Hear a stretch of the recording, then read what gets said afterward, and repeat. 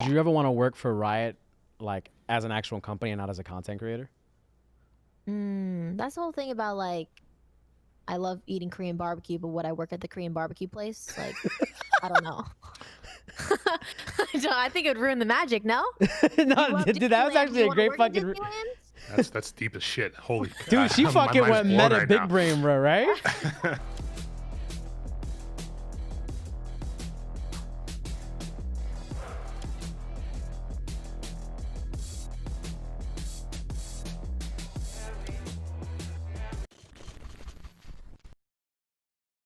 I like that this is an old photo. Oh, what the heck? God damn, you just come in like, yo, it was like not even hear the song. Yo, what's going on, everybody? Welcome to Super Late. Wait, hold on, we're live? Yeah, What we're the actually live. She just Why says, doesn't anyone tell me this? I'm sitting here, I'm looking at my phone like, yo, what's the run of show? And then like she just goes and says live. I'm like, yo. we didn't even hear the music, Zune. We didn't even know it was happening. All right. Let me pull up chat. Pull up chat. I'll intro you. Pull it up chat. What's going on, everybody? Welcome to Super Late at 368. I'm your host, Gabe Olivero, and with me, as always, is my magnanimous But yeah, I was trying to figure out words of mags. Magnanimous, megadocious, megacilious, huge magnitudes, super magnanimous, expialidocious. It is the writer from The Verge, Bijan Stephen. What's going on, Bijan? You know, I was hoping to know that when we went live, but it's fine. I'm glad to be here as always every week, coming to you from my home. Hello. I don't know if you saw the tweet that Gabe posted. It was great. I am not in the studio. I just in case anyone was confused. Yeah, if you just if you think he's actually in studio. I just want to make sure that it's clear.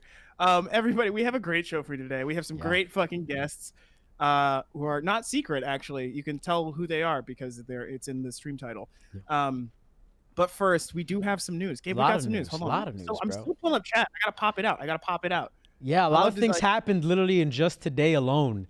That was just like, okay, we got to talk about these things. We got a lot of things happening in the app world and microtransaction world and company world and companies suing companies and all this.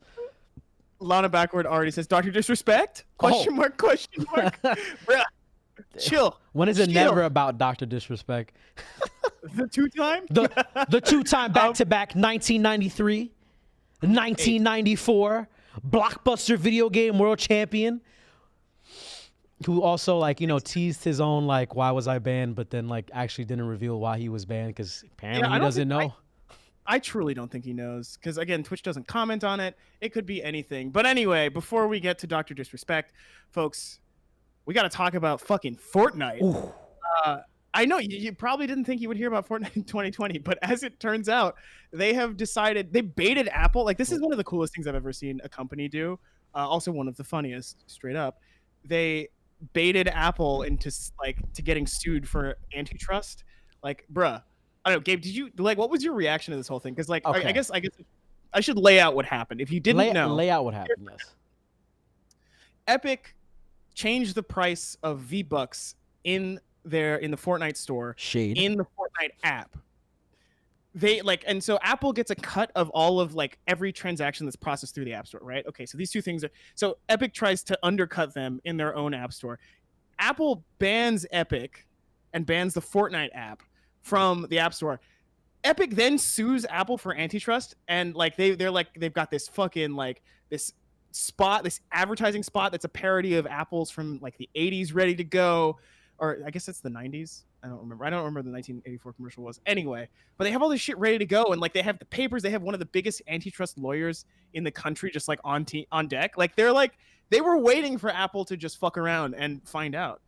So Gabe, what did you think? What did you when you saw all this? And this is a story because there's a Google angle here too, but we'll get to that in a second. So when I read about it today, I was sitting there and I Apple takes 30% of I think of all in-app purchases or anything that's done in an app of any kind. It doesn't matter whether you're Epic or fucking Me Photo or whatever the hell your app wants to be. And yeah, I was sitting there. I'm like, yo, shout out to Epic for being kind of shady. We're going to change the price, put it in the gaming client so that no one can buy anything. So Apple could just not take a hit from this 30%. I don't know if it's Epic and Tencent That probably must have been a 10-cent move. Like, yo, dude, we need to like maximize our revenue, and how do we do it? And I know that the rumor is like, this implies that Epic is gonna come out with the Epic Store on the App Store, which would then give them like I guess, or they come out with their own app, maybe. Just their own app, because but how does that work, right? Because so to sell anything in the system architecture, you have to go through the Apple Store. Like, you can't buy anything on an iOS device outside of the Apple Store. Really, it's side loading otherwise. Also, Beju, thank you for the raid. 20 people. Let's go. Thank you. Yeah. So anyway, yeah. So it's like, so I think the theory for Epic is like they'll do an end run around Apple if they win their case, which they might. Like, it makes a lot of sense, because I think antitrust lawyers have been sniffing around Apple for a long time, because as the iOS ecosystem has grown bigger, it's like the App Store is like what decides whether or not you can make money on an Apple products, and there are so many Apple products. So if Epic does win this suit and they get their because they're not suing for any money, which is the funny thing. Like, it's just like, open up your ecosystem. Let us in. Let us in. Like, you know, like if Epic gets in there and like they start selling premium games on mobile, like Apple's hosed, right? Like, Apple Arcade was cool, but like didn't really deliver.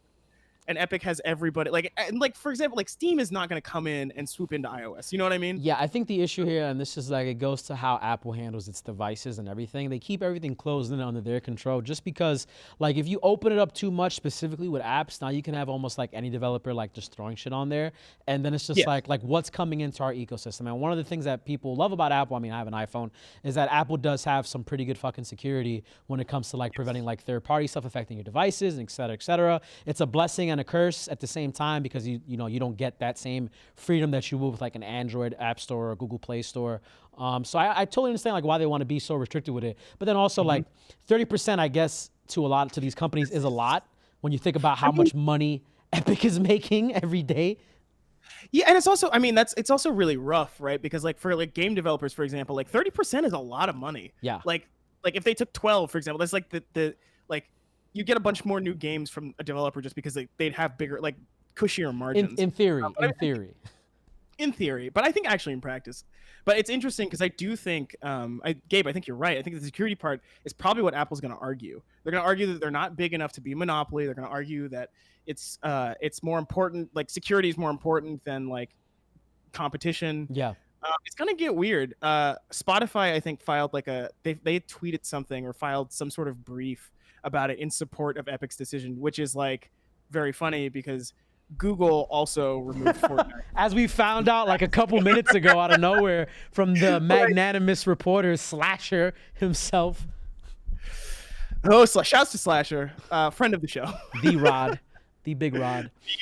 The Big Rod. Yeah, I don't know. I think it's gonna be interesting. I love to see the tech giants line up. As I think is the case for most things in 2020. Yeah. Whoever wins, we lose. Do we? Do you think so? I don't know. I mean, this doesn't really affect us at the end of the day. This is just companies fighting with each other about like how much more money can we make, you know? It's true. I do think it affects us because like if you play games, like this is directly impacting your experience of playing games and how you're going to do it in the future. Yeah. Like I think it'd be cool to have like, you know, like to port my Epic titles that are on mobile to my phone. Like that's a sweet integration. But like, I don't know. I do think it's extremely funny that Tim Sweeney was like, yo, fuck Apple. Like I make so much money. I can say fuck Apple. I can finally say it right now from the top of my pipes. Fuck Apple. He's like gorilla beating his chest. You know what I mean? Except it's lawsuits. Anyway. What we got next? So yeah, that's the Fortnite news. If you haven't watched the short, go watch it. It is exactly what you the think Apple commercial. It's exactly Apple commercial, except with the bright bomber and a bunch of Fortnite skins. Good shit. What's next, Gabe? Okay, Gabe. Yes. Gabe. Yes. Gabe. Yes. There's some stuff. Like I feel like one of the bigger things is people returning to streaming. I don't know. I think some stuff happened in that direction earlier this week. Yeah, I think before we got to that, there was the topic of Venn. And like I guess what we think about what we think about their shows, right? Like Venn, we're now into week 2 now of the Venn lineup of Venn being, you know, the MTV of gaming / culture, which has been the goal. And I want to ask you, like, how do you think? I mean, we'll definitely ask our guests later about this too, because you know they might have a show in the pipeline we don't know about. What do you like? How do you feel right now about the content you've seen? Have you been watching any of it, like little bits here and there? I followed. I was there for the first stream. I thought it was, I thought it was really polished. The thing that was interesting to me was like, for news shows and for shows like that, it's like audience, like at least on Twitch, like talking to chat is really important. Yeah. Hello chat, I see you. And it like didn't seem like there was a place for that. It also was really polished. I don't know. I like drop in and out. I'm like, hey, like I'm eating lunch. I'm gonna watch some like Couple an seconds. interview Yeah. or the download. Yeah, and it's like, yeah, okay, this is interesting, but I'd also rather. It feels like reading a textbook sometimes when I would rather be like eating Cheerios. Yeah. You know what I mean? It definitely feels like a little too scripted in certain points, that it's just like, okay, this doesn't feel as loose as a couple of the formats that could be there. I know that the guest house, which is the specific thing we have here, the guest house I think is the more like, it's definitely looser than the other formats, because it's just like, their hosts, Chrissy Costanza, who pretty much is hosting like a stream, or like we're playing games with like your favorite creators or people of note. Like recently they had, which I tuned into, they had Mighty Mouse, former UFC fighter, one of the greatest fighters of all time, that's now signed to ONE. He's the current champion, and he was on. And that was a lot of fun, like having that mixture of, I haven't seen like anybody have a show where they bring on like a lot of different personalities from different angles. I know Steve-O was just on Sasha Gray's show last night, or I think is that today? One of the two. I haven't caught that show yet, but it did seem really interesting. Like, also Dumbfounded is the other co-host. Like, that seems tight. I don't know. It's just such a weird match, and it seems like they have such good chemistry, like on camera. The first thing, I think it's cool. I don't know. I hope they succeed, because like more stuff in this space is really good. I mean, they have to definitely have some fire under their ass, because we have G4 coming in 2021, and it's like, okay, you have a great opportunity right now to establish yourself as that network that you want to be, that MTV of like gaming and like, I guess, culture for the new age, right? They're definitely not straying from that. I think they said they want to be MTV for Gen Z, and that's their goal. So yeah, they have a lot of work to do. They got to get a lot of more money, I also think, too, because like. But it's like week 2, and also like it seems like the business part is pretty effective. I don't know, like the person in charge, Ariel, seems like Ariel. very, yes, he's fucking great, super smart guy. Like the one thing that kind of that I saw that I didn't like seeing was the fact that, okay, like the network is 24/7, right? Every day it's on, it's going. I was looking at everything post like their live shows, and the audience just wasn't there for a lot of the things. Like on YouTube, it was like 7 viewers for one of the thing. Yeah. Twitch had like maybe 50, 90, maybe 100 at best. And we get it. It's not the live time when everybody's gonna be on, but like that's an indicator of like, do these pieces of content or IP stand on their own outside of the live format, right? I don't know if that's necessarily true, only because like I think on these platforms we're trained like not to watch reruns. Like reruns feel like a relatively recent thing, at least on Twitch, like as a feature. And it's I don't think it's like quite been integrated into the culture yet. And it seems like obviously they can't be live all the time. But I would assume those numbers go up like in the middle of the night when like people are just awake. Like 2 a.m. You got something to watch. But enough about Ven. I think we went on for enough on that. You were mentioning something. Well, actually, before we get to the YouTube news, I think the game that is, yesterday we had. No. Huh? I want to skip that for now, because I want to talk about that with our guests. Okay. I really totally fine. I really do. Totally fine. we got creator news. Things happening with people of note. Yes. Okay. So big news. Dr. Disrespect is back. Back on YouTube. Cleared 500,000. Easy. Fucking easy money. And then when you think it was all over, in the distance, just like also clears 500,000 on Twitch, which I don't know, it was like incredible to sort of watch. I was looking like Half-Life, with the fucking goatee and the beard, looking like fucking Adam Sandler from Uncut Gems. The goatee was sick. Dude, the goatee was sick. The I'm a millionaire fucking glow he had. Yeah. Taking 45 days off streaming. I guess I'm curious, like, what do you think? And also, like, Ewok came back. Lily Pichu signed also exclusively with Twitch. But it seems like a lot of the Mixer streamers, the people who left, are just coming back now, which I think is really interesting. Like, what do you think that is? What do you think that's about? So I think that, and I said it the minute that Disguised Toast got signed, or any of these people got signed to any exclusive deals, right? Everybody's making a really big fucking deal about it, right? That they're losing all their audience, they're leaving this. It does not matter whatever platform they go to, right? Because the minute they hit that go live button on Twitch, it's gonna be a mass pandemonium. Like, oh my God, Shroud is back on Twitch. holy shit, that's crazy. It's gonna go viral. It's gonna be searched. Like they're gonna get back 80 to 90% of what they lost regardless, right? So there was no real risk for any of these partners leaving the platform. A perceived risk maybe, but it wasn't gonna be huge based on the payoff they all got, right? I think everybody came out fucking winning out of this. Ninja's dual streaming on YouTube and Twitch because he's not signed. Sorry.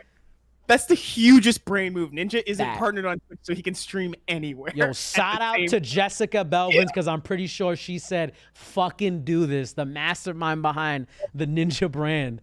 Huge brain. Dude, yeah, it's just like, I think it was a natural thing. I wanted more of these people to go to YouTube, to be honest, because I wanted them to see and be like the people who like experiment, like, hey guys, like we don't all have to be on Twitch, you know? Yeah.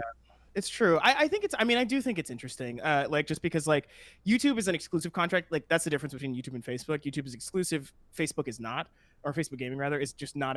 Like they let their streamers do whatever they want, basically, if they game on Facebook.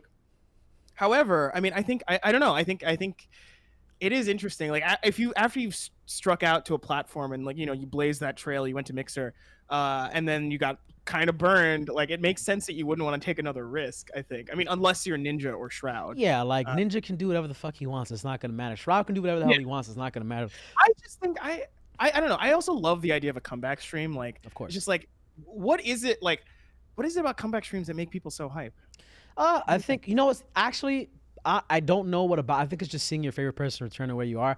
I'm kind of let down now when I think about it, that when you have these people who have like these rabid fan bases and it was like, hey guys, we're going to these other platforms, and a very small amount of them like converted over. When I think about it, it's like, dude, if you really wanted Shroud Ninja to succeed, you would have fucking went over there with them whenever they were on and watched them stream, or have it in the background so that shit was inflated, at least that like the viewership numbers were there. I was thinking about like how strong are these fan bases that like are they as tight knit as we think, or is just like the fan that's on Twitch just stays in Twitch and doesn't leave Twitch? Yeah, I think that might. I mean, I don't know. I think Chad, actually, what do you think? Just because like if you're did you like any of the streamers who went over to Mixer, and like if you did you follow them over there? I don't know. I think it's really interesting just because for me, like I don't know that I would follow someone like Ninja or Shroud to a different platform just because it's like, well, like I'm already here. But is it that much work to really just have another tab open with like just like your favorite streamer? It's not, but it's not the streamer. It's like the community, right? It's like the people who are like the people in chat who the people in the Discord who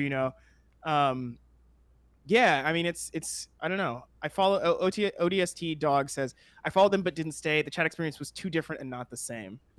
That's actually interesting. I wonder why it'd be classified as different. Dribble says Mixer had a better stream quality, but the chat will always be on Twitch. See, now my thing is like, okay, so like as someone who used Mixer at a certain point and also like played with streaming once upon a time on Mixer, I thought that it was superior to Twitch because of the fact that the stream was literally 0.5 second delay, which means you're having a very real interaction with your chat and like you're responding to things in real time, and it feels like you're talking to somebody versus like it happening seconds later and them getting that answer seconds later. Yeah, it's true. But anyway, that's just like my view on it. I don't know. Do you watch YouTube live streams? This like okay, so the only time are you going to YouTube to watch Doc is like the question that I'm really asking. Oh yeah, I've had Doc on every other day here and there. I mean, like I personally don't I don't watch that many live streamers. Like I watch events. Like if there's like a tournament, I'm gonna watch a tournament. Like that's where live streaming comes into my life. I'm not someone who like follows partners or creators unless I'm like like, oh, what the fuck are they doing? Like Doc is an interesting case. Like I'll tune in just to see a couple minutes, but I'm not like an hour, 2 hour watcher. Like 5-10 minutes. I get bored very easily of stuff like that. So that's like, it's like I'm not gonna follow anybody to a live stream. I think the last live stream I watched all the way through was Mr. Beast's rock paper scissors tournament because that shit was just ridiculous. Like, yeah, that was it's a high concept shit. I think he's doing surrealist art and like fucking whatever, man. Yeah, interesting. X Clutch says YouTube is to watch, not to chat, which I do think is actually probably the. I mean, it's changing. It's changing drastically. Yeah. Like you have a typical gamer who I think he had like 900,000 people watching him one day, like watching him stream. Like I think the differences between the chats is like every chat has emotes, bro. Like, what are the real concrete differences between these chats? I think it's just one is purple and one is white. Like, it's no, I don't think that's true. I think as somebody just mentioned in chat, like Twitch has better TTV. Like it's got like there's a chat culture on Twitch that like has sort of affected absolutely. everyone else's. Absolutely. But I don't know. We got emotes too. Like Gabe face is really spam funny. rage face in chat. No one's a sub. No one's a sub. Just use the fucking what's those tokens called? I forgot the $100. Oh, channel points. Channel points. Just use those and redeem and get like rage faces. Very good. Anyway, I think we should throw to a break because I think it's time to talk to our guests about, first of all, Fall Guys, because important. Well, we do have one more thing. Before we toss to a break, we have the weekly wholesome, bro. We gotta. Oh, yeah, wait. Your princess just subscribed at tier 1. Oh, with the Amazon Prime community. No, that's a real tier 1. Oh wow. Wow, Jaden, thank you so much. Jaden, the truth. Fucking yeah. See, this is the standard now for every fucking guest. Come in, subscribe, and then gift subs. It's your obligation. Jaden got that. She got that content creator money, man. She got the bag. She also just like shot to number 1 on my like favorite guest list. Just like really. Yeah, 100%. Gift and subs to the channel. Fuck it. So on top of we had weekly wholesome, which we haven't done in a while, but this week was a little wholesome. Yeah. We had a what's it called? What's it called? What's that bike called? The bike where you could ride with 2 people? Tandem? The bike for 2? Okay, I don't know. Tandem. We had a tandem anniversary happen this past week with Tim the Tap Man and Alexis I don't know how to say her last name, Bitar. And they're celebrating their wedding anniversary. The pair has been celebrating for 4 years of marriage on Wednesday. But what's also funny is that Ninja and Jessica both are also celebrating their wedding anniversary on the same day. And they've been together for 3 years. And yeah. You know what's funny about that? It's like Ninja saw Tim get married on that day and was like, I'm going to do it better. And just 1 year later was like, fuck it, we're doing it. We're pogging out. The fucking meme on picking on Tim is so hilarious, dude. Like everybody's always bullying or coming at Tim for whatever. He's like the freest content in the whole land, dude. It's crazy. Yeah, he loves it. Also, that man averages like 30K. He's the best. Also, Gabe, we have a hype train going in chat. We got a hype train? Thanks to Jaden. Hydration train. We got emotes going in the chat. I have to open up chat, bro. I wish I had like a iPad. Yo, Gabe face is incredible. Oh, Gabe face. There's rage faces. It's all over the chat. I can do the face right now. Clutches is clutching up right now. We love to fucking see it. But I think now, that covers our it covers everything. Our quick moments for the day. Our bite-sized news information. You're not looking at chat. You have no idea what's going on. I don't. We've cleared level 4. We're on to level 5. Thank you. Too bad for a Korean, Mr. Mighty Pickle, for those tier 1s. Let me open this shit up right now. Let me get this chat open. Oh my god, I forgot my Twitch login. Clutches just gifted 5. Those went to Brandon, Caveman, Jay Budin, Extreated, Lorraine. Wow. Yeah, I think my face is an emote. Yeah, you have an emote. It's the smile face. I know. It looks like Tryhard, which is so fucking funny to me. It's just like scuffed Tryhard. Anyway, it looks like we've hit level 5. We've completed the hype train. Chat, thank you so much. If you want to keep it going, please feel free. We gotta do the pom-pom dance, in celebration. No, we're not. I think Gabe, let's throw to a break. Let's get our guests in. Let's let them experience the hype with us. Wait, are we out? Zune, take us out.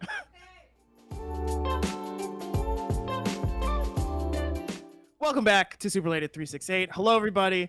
I'm here to intro not our guest, but our co-host, Gabe Olivero. Gabe, the man with the plan, the guy who's the rage face for some reason, because I guess he's angry when he's behind the mic, but that's only because he's delivering great content. Gabe, would you please introduce our guests? Am I in frame? Yeah, no, I was in. All right, guys. Listen, man, I'm real happy to be here. It's a great show we got going. Listen, you're not ready for this, right? We're talking about 2 people, icons, legends within the League of Legends scene. See what I did there? They got a lot of things going on. All right, first. All right, we got to talk about, we'll talk about the Akinola. Nothing but AKs in the chat for Ak right here. This guy's an amazing voice actor, an amazing content creator. You may have known him from all the FAQ stuff he did for League of Legends that he actually hates. We'll talk about that later. But he's a great content creator, great homie, great fan. I've known about him for a very long time. And the first time I met Akinola, matter of fact, we'll talk about this later. I'm not gonna put this in the intro. After that, we have, whoo, she the face of Gen G. I'm going to say it right now, okay? She in the Cali area. She putting on for the fam. She dropping chat. She building secret lab chairs in her stream. You know, she's your #1 voted e-girl in the world. It is your princess, carrying people to gold and silver in League of Legends here every day. Welcome to the chat, Jaden. Oh my god. And yeah, those are our guests. Welcome. You know, the intro. Are they in frame? I can't even tell. Yeah, I hope they are. You guys look great, though. I love it. What's going on, everybody? How you doing? What's good? Welcome. Thank you. You hear that butter voice? That's the voice of a voice actor. Stop. So, right. like, what's going on? What are you guys doing in quarantine? I'll start with you, Ak. Like, what's like your secret little, you making bread? I've actually made bread. I made banana bread. No. Basic as hell. Quarantine is pain. It sucks. So I stay inside all the time, but not having a choice to go outside, not having a choice to say no to the outside is what's eating me. So it sucks. Like me and my girlfriend have been staying inside, trying to socially distance and go out when it's safe. We only go out when we're shopping or if we want to like make sure we can stay away from somebody. But other than that, like I have a lot of time at home. I'm fortunate enough to have a job that doesn't require me to leave. The job hasn't been eliminated, knock on wood. And I'm just trying to keep busy, like looking for jobs in terms of like esports hosting and being on top of all these esports that are coming out, Runeterra, League of Legends, all that stuff. Fall Guys, the next big one. Fall Guys, oh my goodness, we'll talk about that. Huge. And how about you, Jaden? What you been up to besides ordering Uber Eats? How'd you know? Yeah, I watched the stream. Besides building chairs and playing League, trying to get as many accounts as Diamond as I can. Did you sign up for that website that lets you like pay to have like someone play with you and carry you yet? Oh, egirl.gg. They Yeah. use ePal. Yeah, it's like my #1 video on my YouTube right now. Really? Yeah. I hired, you know the whole like they go to like 3 food places. It's like significantly different food price points. Worth it. Yeah. I did that, but with like girls on the site. So I ordered like games for $2, 50 cents, $5, 15, 50, yeah, 20, and then I like made a whole video out of that. So it was really fun. Let me ask you a question. With the girls you play, did you play any League of Legends with the girls from the website? Yeah, 3. Were you the best? I mean, Like, did you feel like you got your value? rank wise, yeah, I was better than them, but I mean, like, it was hella fun to play with them. So. Okay. I was always thinking about that too because once answer. I saw I think the Sky's Toast was on there one time and I was like, yo, I'm about to like buy just some time with the Sky's Toast for the sake of it. It was such an interesting website when I first came across it.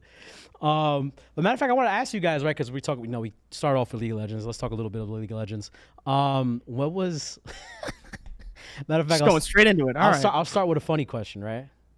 Demacia or Noxus?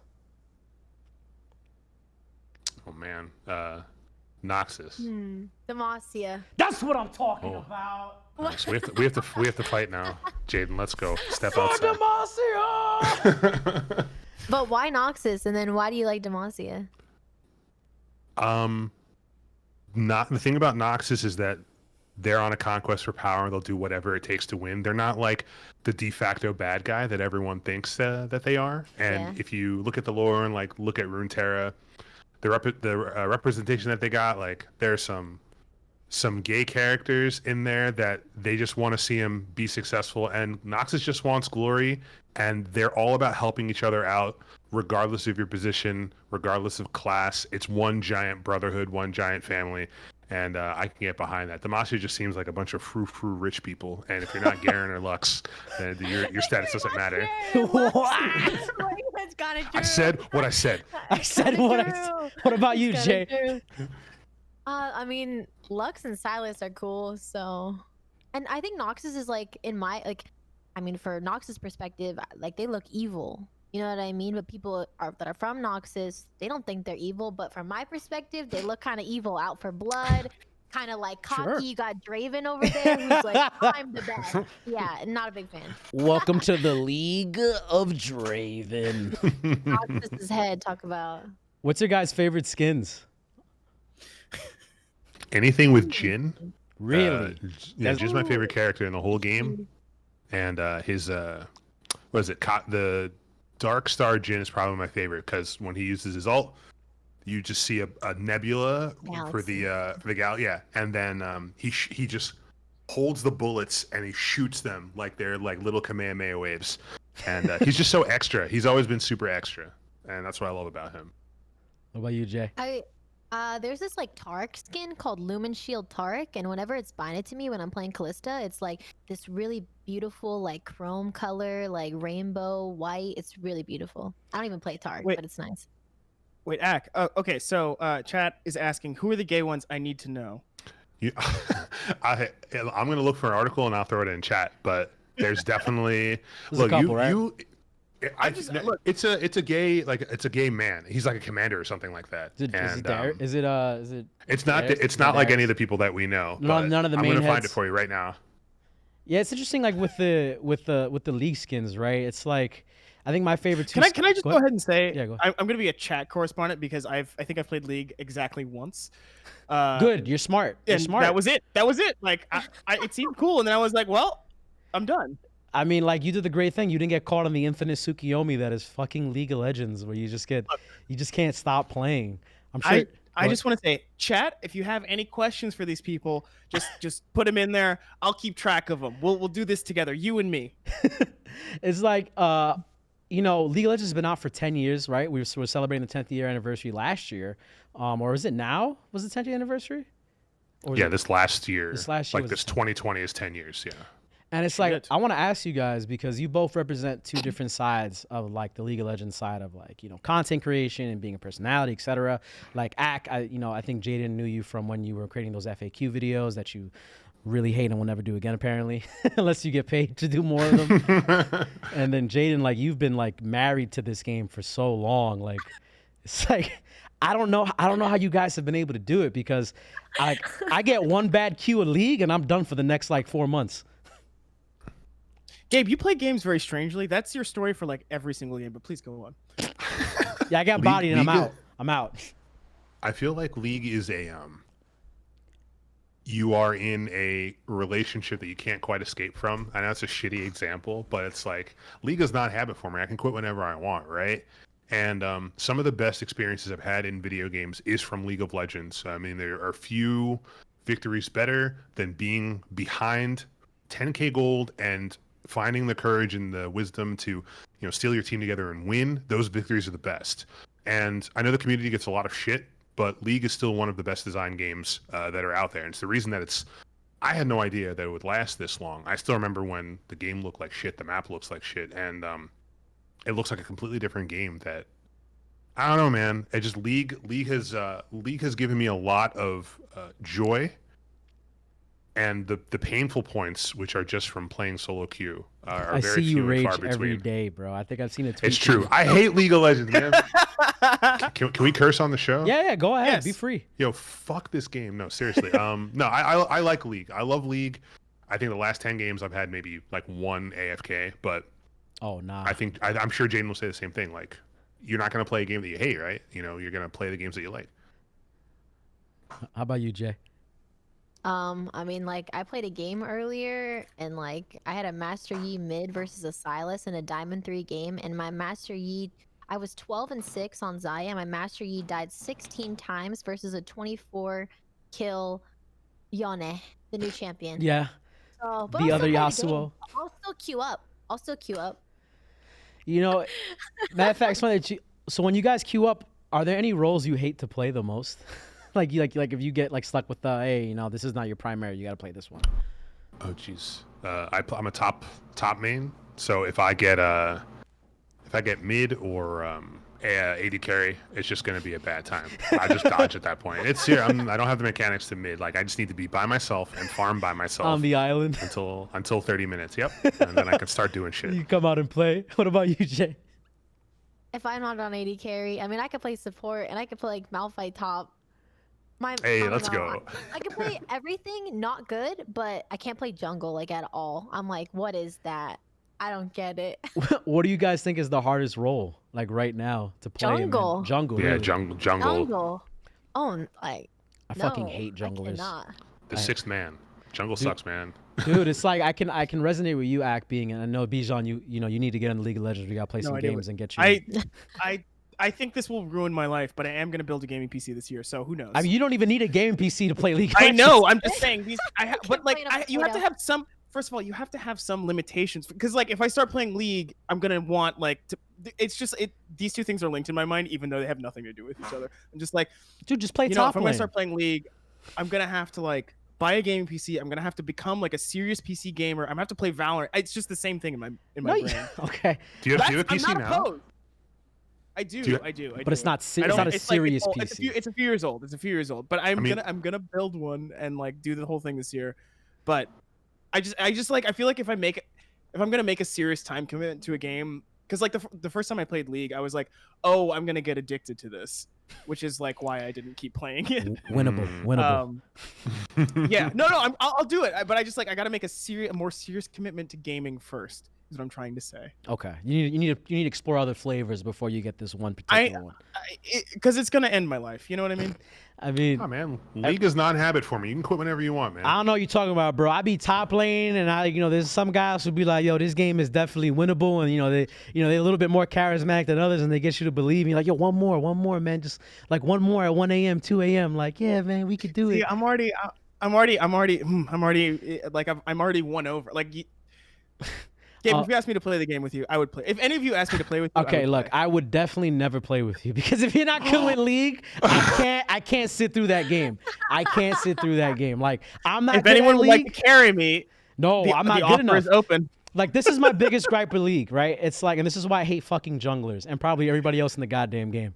I main top because I have a very smooth brain and it's all I can do. I'm gonna go top. I'm gonna pick fucking Garen insta-Q and we're gonna go with fucking Demacia and spin the win, right? If it's not Garen, it's fucking Darius. Okay, we're going G&D, big body karate, right? So I'll go top lane and like I know for a fact, I'm like, yo, jungler, if you could just get behind me for like 1 or 2 kills, like I could snowball right now and we can win. Wait, Gabe, Lana backwards asks, what rank is Gabe? Oh, bro, I want you to take a guess. I'm not even gonna tell you. Take a guess. What rank am I? I've been trying to get Jaden to carry me outside of bronze for like fucking 2 years now. Wait, 1 year. I want to for a year. What am I saying? Are you saying AOC like could stomp you in League? Damn. No, I don't know about that. I'll put money up. I'll stomp AOC. I'll put money. I think she's in silver, bro. I don't know. Nah. Can you guys explain to me the hate people have for going to top lane to help out their top laners? Because I feel like top laners constantly get the short end of the stick. Was like, bro, you're top lane, you're in the island, deal with it yourself. And I'm like, every time I feel like the other top laner is getting ganks and shit, and I'm never the one getting the ganks for myself, like for my team. That's how I feel like in bot lane. Really? What? I feel like I'm getting 4-man, 5-man dove, and they're like chilling. Dude, I feel like ADC is the worst role to play because you're not relevant for half the game. Like. You have to just stay alive. Really? I don't know how you do it. Dude, ADC is... What are you talking about, man? Just play Draven and get a couple kills. Get like 2 kills and it's like... Start spinning.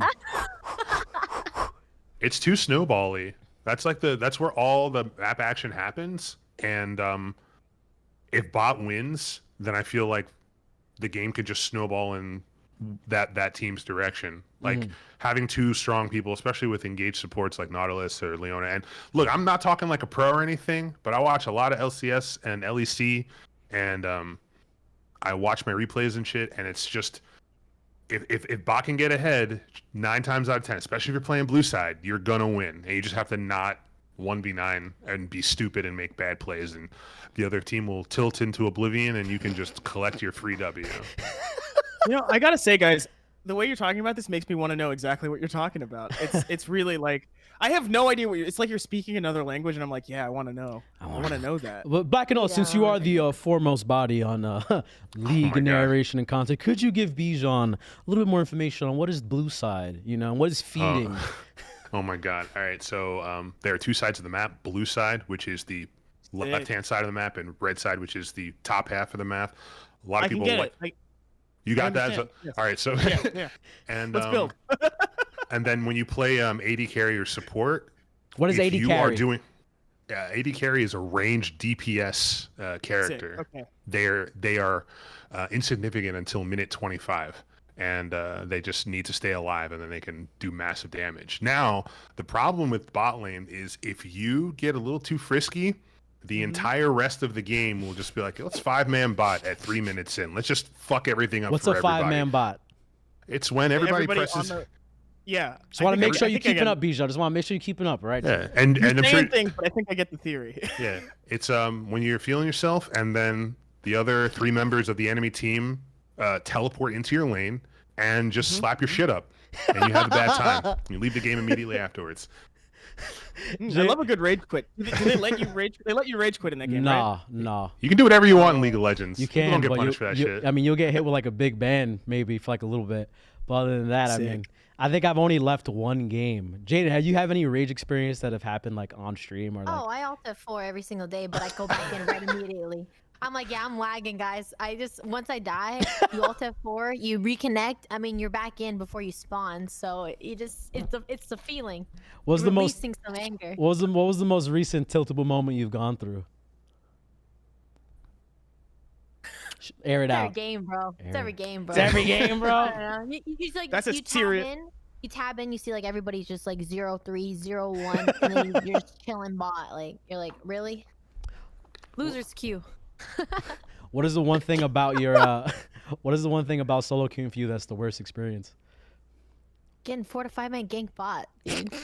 Yeah, it's a party bot lane all the time. Everybody wants to come. Everybody's invited. Yo, is that action happening? Yo, let me TP in this tribe bush and fuck somebody up real quick.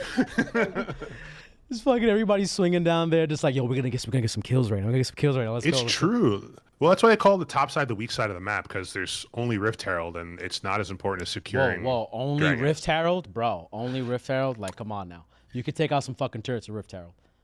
Yeah, but you want to go where more bodies are. Like, if it tops the long lane, I'm by myself. Like, even if I get ahead, the most I can do is just push and force somebody to respond. But bot, you got Dragon, you got the short mid lane, and you've got 2 powerful people. There's just more to do on the latter half of the map. So then asking that question, right? Because like, you know, Bijan is still on, you know, he's a little bit on the outside of League of Legends, not even a little bit. 1.0, very, very far. Yeah. It's like out of all the esports and like games that people watch, I feel like League of Legends, even though it has like the biggest like market share, pretty much like when it comes to viewership, on that side of it, it could also be like the most like the one that turns people away the most, because it's like, what the fuck is going on? You got like a dragon, you got this guy doing this. It's top down view.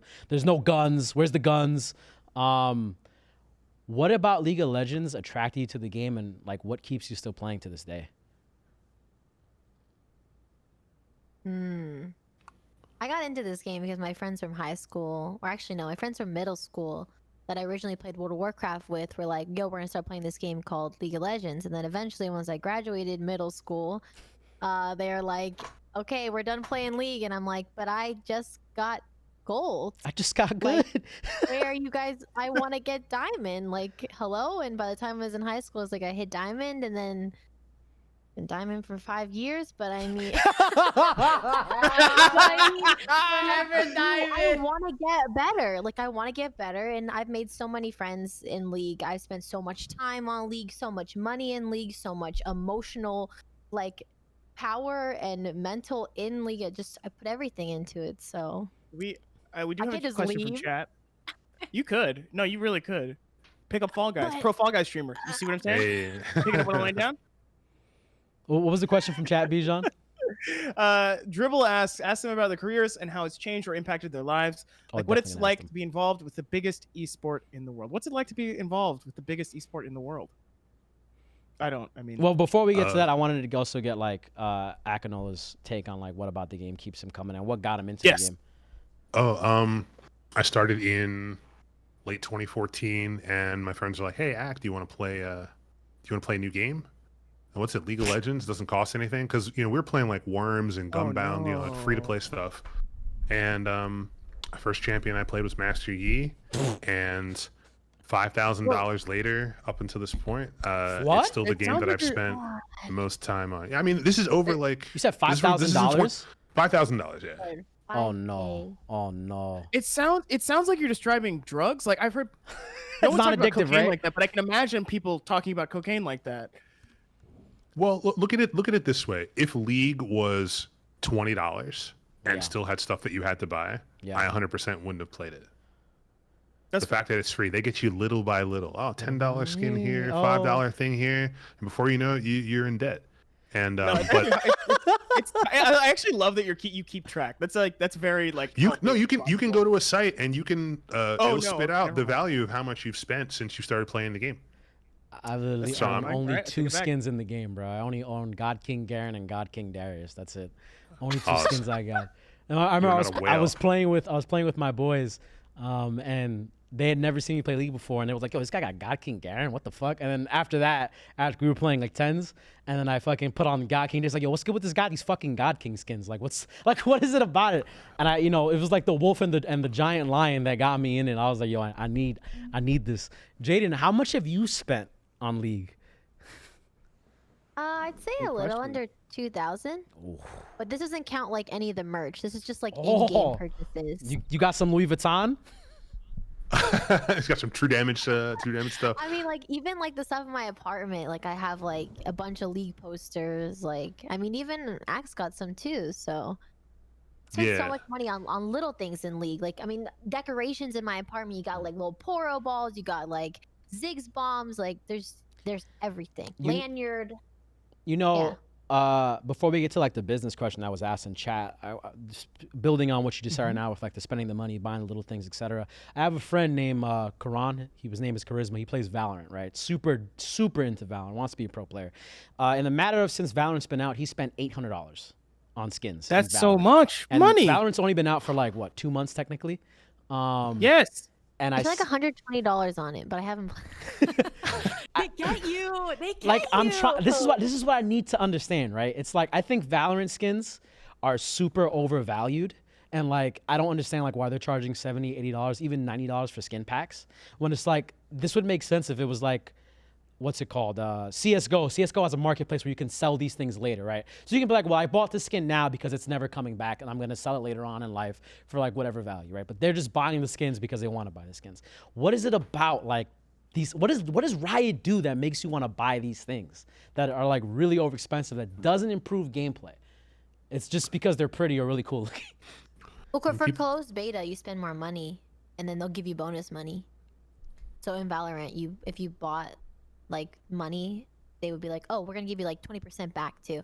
Yeah, that's why I did it. Yeah.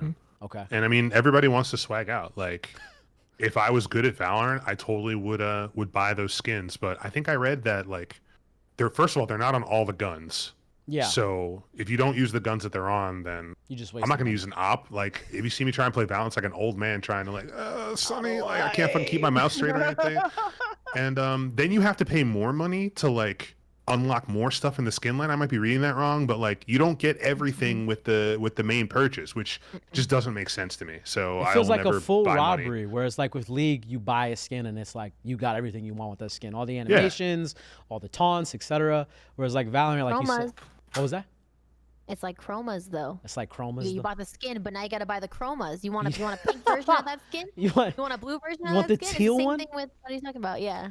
So wait, you're saying Valorant has optimized the skin buying economy? They figured out exactly how much money people are willing to pay. Riot is robbing people. $800 in 2 months. Fist, hand over fist, like literally robbing people, like putting their hands in their pockets and saying, "Oh shit, that's your rent. Let me get that. You don't need that." And they know they can do it too. How? If people weren't buying skins, they would just reduce the price. But people are buying into it, so they're proving their point. I mean, it worked with League, and we're seeing it work with Valorant.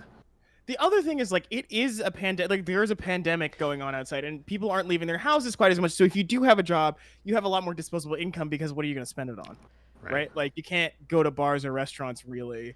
But would you spend this much money on a free game? On a free game though, like I can understand like $100, like but like 800, 2,000, 5,000. If I pay $100 for something in a game, like it better make me better at the game. Like, fuck.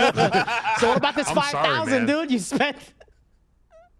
But that's over like a decade, right? Decade of life. Yeah, so it's like when I used to play World of Warcraft, and that's $15 a month. Yeah. And it's either all right, I'm getting $15 a month, and I'm getting like 40 hours of gameplay a week on my own time versus dropping 60 on a new game every single month. I'm definitely getting a good value with World of Warcraft. And I think I spent about maybe $10 a month on League of Legends, and if like really nice skin comes out, I'll drop 50 and I'll just grab stuff like the new there's some new psyop skins that are coming out. I'm gonna cop all of them. It's probably gonna be like 150 bucks, but it's like I'm gonna play. Like they got me. I mean, it's also all right, like, the other thing is like it's like a healthier habit than like almost anything else you could do with your life. Like buying skins in League. I don't know. Is it? I mean, you want me to buy? I could buy crack. You know, I could buy drugs. I'm being responsible. Never mind. We're not going to talk about the street price of various drugs. Friend. Just switch up the conversation from drugs. How'd you guys feel about I do want to talk about fucking Fall Guys. What the hell, man? We're getting there. We're getting there. We're getting there. $20 for Fall Guys? What happened? So what? You think that's a scam? $20, dude. Yes. It's a scam. Why is it a scam? No, or $5. Well, first of all, it was an indie game that like made it huge by accident, so that's why it's $20. Also, it's free on PlayStation. Come on, you got dude. The soundtrack alone is worth $20. What are you talking? talking? Benito shouts, bro. Yo, the fucking Splatoon vibes we get on that soundtrack. It does sound like Splatoon. That shit slaps, yo. And then the free skins you get from the battle pass, you don't have to buy. Like, come on. Gabe has never played Fortnite. Oh no. I played Fortnite Season 3 and that was it. Never again. I'm done. I'll never touch that game again. So wait, do you feel like the game should be $5, not $20, just because of the content available to play right now, or just what's about it that makes you feel like it should be free or $5? I feel like if I really learned how to code, and I really got involved, I feel like I can make this game. I don't know. It doesn't feel like it's like super like it's just obstacle courses. It's just obstacles. And yet, like 5 obstacle courses. Fucking Nick Merckx like nearly hit 100K the other day playing Fall Guys. But the thing about it is like the beans are, I'm gonna call them beans. They're so perfectly tuned. Like the jumps and like all of the motions, all of like the mechanics are perfectly tuned. Also, online multiplayer is hard. Like as a coding challenge, and it's like no indie game has online multiplayer is the thing. Like if you've ever played an indie game, it's like none of them have it because it's impossible to do. Mm-hmm. But it's interesting because like I think Fall Guys was like it was a Devolver title. It was published by Devolver, which again like I think means it was like a smaller thing before it became a bigger thing by accident. I would pay $20 for $20 for that game. I think if I didn't get it for free. I mean, I paid $20 for it. I got it on PC. Oh yeah, I did too. We all paid for it. We're talking shit, but we bought it. Fry skin. I don't know. You bought the French fry skin? You bought skins? Yes, like, I got oh my god! My friend said if I didn't buy it, I was losing because of it. He's like, "It's a pay-to-win game. You need to buy the skin." I'm like, "Okay, I'm buying the skin." You're losing money if you're not buying French, because like the French fries and the hot dog. The glizzy. Like, yo, you could be a fucking hot. Glizzy. You could be a glizzy. A glizzy commander. The glizzy commander. Get some glizzies in the chat. Nah, like the other day I was playing Spam G in chat. The other day I was playing and I ran into a group of like about 3 or 4 people. About 4 people. And it was me and my 3 or 4 people. We are 4 people. What am I talking about? My 3 other friends. And they had the matching fits. Right, they were gold and they had the pantalones on, right? So I'm sitting there and I'm like, yo, guys, my boy Nick is like, dude, there's no way we're gonna win this. And we're on fucking Hexagon, and it's like, why? It's like they got the matching fits, bro. They're gonna win, and we fucking lost, and one of them won, right? So then we had to go get a fit. So we got the sparkle fit, and we got some sprinkles on our shit. And yo, it worked. We won the next fucking rotation of games. The game is so fucking interesting because it's like you said, Jaden, we're playing like the same 5 to 10 maps over and over and over again, and it gets really boring after a certain part. It's just like, okay, like, do I really want to play fucking? I feel like 1 hour you're done, dude. Like the 3 games you can play in the end to win are fucking Slime Climb, that tail chase game, and then Hexagon. They're not good, dude. They're not good final game modes to play. Like Slime Climb, if you start with a bad spawn or fuck up like in the first second, you can't win it. Then freaking Hexagon is like, lag. You may fall off. And then Tail Run, this dude's literally sitting in the middle of the map waiting for the last 20 seconds to just dogpile and grab a tail and be the person with the tail. Yeah, I mean it's funny because this is a new battle royale, and it's like we're seeing the emergent strategies emerge. Like people are figuring out how to cheese the games enough, and I think that's super fascinating. I also think it's fascinating because like the devs just introduced a new map. Like they're dropping in more stuff. It's coming out like either this week or next week. Like they just announced it. but it was from the beta. But like, it seems like they're gonna add more content to it, which is like, I think it's gonna make it interesting. Like, and I could play it for an hour, yeah, but like I can play it an hour a day. Bro, that's a game that Which is, I don't know if you guys have the same feeling. Like I constantly get like, yo, just one more, just because the games can go really fast. Like, exactly. Do you guys have any stories right now like happened since it's come out that have been like real grief stories? ugh. Griefing chronicles. Tiles. when you're about to they just dive and then you fall off at the right like last second. You're like, seriously, only 7 of us are gonna make it. You restart. That's a weird one. There's I think there's a lot of times I haven't won yet. I've only gotten to like the 3rd level, but it was the fake doors one. Oh, where really? You lost that one, dude? Dude, I'm not. It's Mario Party, man. You know, sometimes you just get games that you're weak at, and that's one of the games. And Mario Party isn't a game, in my humble opinion. Why isn't it a game? Because it's dog shit. There's no skill involved. That's not true. That's not true. I hate Mario Party. I hate it so much. What? Anyway, go on. This guy clearly sucks at Mario Party. What? No, even when you win, it feels hollow because it's like, all right, well, I guess like I don't know. My friends are shittier at like. I feel like anyway. I feel like what will really take Fall Guys to the next level, like they got that invitational coming up. I don't know if it already happened or whatever, but when they allow custom lobbies of a bunch of people for money, like I would cash the shit out of that. I would just be like, yo, $5 entry, get like 10,000 viewers on Twitch for the like, you know, $10,000 invitational, something like that. Yeah. Multiple then, rounds. That's what people will watch.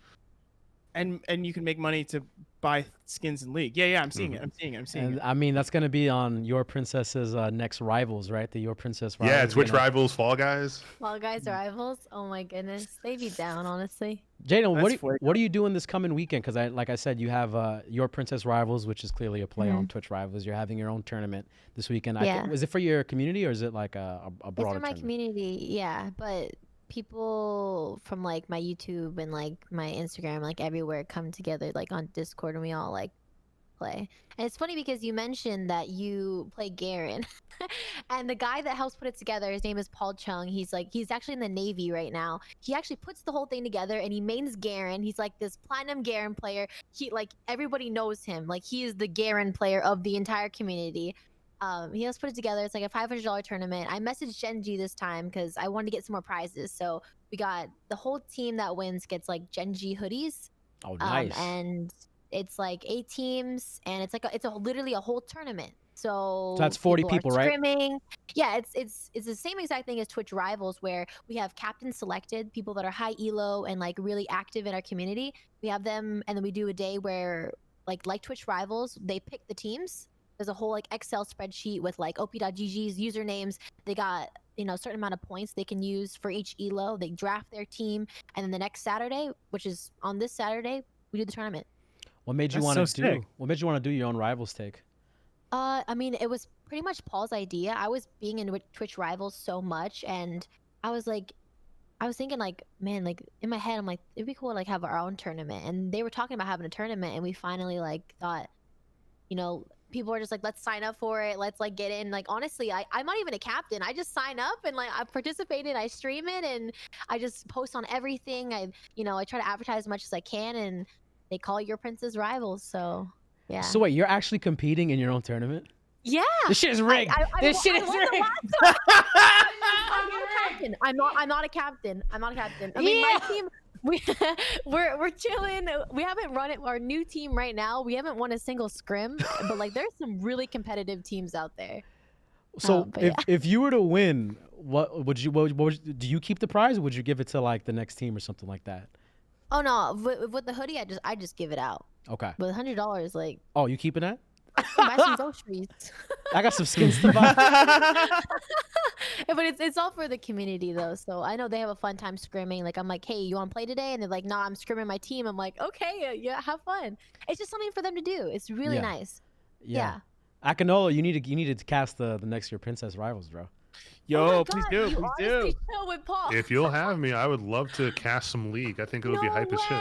Okay, okay, Paul. Oh my God, yo, this is gonna be great. 368 making connections. You see that? Yo, Come back on the show. Okay, I'll let Paul You're know. both welcome. Well, it's funny that you said that, Bijan. Make connections. Jaden and Jaden knows Akinola from his content. And Jaden, how'd you find Ak? Dude, like, he's Ak. Like, he says, oh my God, but in the, like, when I grew up, like, first playing League, he was one of the creators that was, like, on the top. Like, he's awesome. And he's, like, when I met him in person, I was like, holy shit, like, it's Ak. I was like, oh my God. So, yeah, like, I mean, it's just through YouTube. You just see all this kind of new YouTube videos, and you're like, that's it. I mean, That's yeah, it. That's it. That's it. That's how I know him. Okay. Back in my day when League content was simple. And, how do you feel about the League content today, Ak? I think it's for a different, I don't want to say generation because I'm not that much older, but it's definitely shifted in a manner in which people want their content as frequently as possible. They want to, they're going to sit down and watch a video for 10 minutes. It should be nice from beginning to end. I shouldn't have to wait X amount of days for a new video. I should be able to come to Jaden or Solar Renekton Only or Red Mercy for information or entertainment or whatever. And I, as a content creator personally, could not keep up with that. I couldn't adapt quick enough. So that's why I fell off. And, you might remember a lot of the older YouTubers like Instalock or the Yordles, Player POV, Potato Monster, where they kind of got that scene. They were like one of the OGs, right? And they just couldn't pivot, or they lost their passion, or it wasn't really worth the time. If it's like you're making a music video, right? This might take you 2 weeks to put together, compose music, do vocals and stuff like that. And for it to get like not 100,000 views, it makes it feel like, damn, I wasted my time. I could have done a million other things. And that really went against, it just felt like we were wasting our time. So it's like, we're going to do other things. We're going to stop going so creative and maybe do rundowns, maybe talk about new features and stuff that come out. But that also went against what people were doing. Like, musicians might not be as good people on camera, and that might not vibe. So that's why I fell off. That's why other people fell off. But the landscape was constantly evolving, and that's why people like Jaden are like good streamers to watch and good people to be around. And it doesn't matter what you're doing, you just have to be entertaining at the end of the day. So she's nailed it, and other people have nailed it. Some people have stood the test of time, and if you're able to do that, you'll find success. Yo, can y'all tell me how Tyler 1 is still to this day? He's still on it. He can't be stopped. He's too entertaining. I love watching. I watch that guy every night before I go to bed. Dude, Tyler, I don't know what it is. T1, man. Before you go to bed? Yeah, man. His screams put me to sleep. Okay. This fucking dog shit, Gabe. This fucking. So since you spoke about the content, like pivoting and stuff like that, right? Both of you guys represent two different sides of the business in a lot of different ways. Like, Ak, you were a content creator in the beginning, and then you pivoted to the host side of things, right? Mm-hmm. And I wanted to get your guys' take on like how that side of the business works, and then Jaden, I'll also ask you about like the content creator program that you are part of with League and like the ins and outs of that. So, Ak, you decided to like, I guess maybe stop creating content as much frequently, and like you went full on hosting, and then you've done stuff with like wrestling. Was it AEW you worked with, or was it a different? This is something else. This is with CEO. Okay. But in 2015, there was the NA like spring finals at Madison Square Garden, and it was like a really fun league event, and they were introducing the players like pre-recorded. So the head of esports, Waylon Roselle, he was following me, so I just slid into his DMs. I was like, yo, like, I think that'd be really cool, but like, what if that was live? So he connected me to Dave Stewart, who's like the head producer guy for LCS, still is right now, and is like, yo, just give me a demo and see what we can do. So I yelled into Mike with intensity and was like, all right, we're going to make something happen. And then 2016, I was in Vegas, the first live show ever. And then later in September, I went to Canada at the Air Canada Center in Toronto. And I got to announce for like 15,000 people live. I got to have these talented people come up on stage, and it's still like, I'm getting goosebumps thinking about it right now. I wanted to ask you, still the most electrifying moment ever. Dude, what was that feeling sitting there and like realizing you have like 15,000 plus people watching you? I was nervous as fuck, man. I was like, I was like, man, please don't let me fuck up. It's a rush. Please right? don't let me pronounce these people's names. what did you do about the nerves? How did you get rid of them? You just had to do it. It's like, if I fuck up now, I'm never gonna get another chance again. You just have to do it. You have to accept it's either do or die. If you mess this gig up, they're not gonna get a plate again at the table, right? Basically, yeah. And the crowd seemed to be really into it, and it was great. And that's what like kicked off my broadcast career. And I've been fortunate enough to do shit with Twitch, Mixer, CEO, Evo, a whole bunch of stuff. And now I got like a website and everything. I can call myself like a professional host. I'm not like where Golden Boy is, but we're working on it. The national treasure himself, the international exactly. treasure. It's, what do you think makes a great host? Because I think it's like, matter of fact, no, I might even think it's like, I just want to find out what you think makes a great host. Really? I think that you have to be able to read the crowd, and like, it's very easy to be cringy with a crowd. Like, you could think that this is going to land, and then if it doesn't, you got to be ready to be like, have you got to play right moment? off of it into the next thing. Yeah. Oh, absolutely. Go ahead.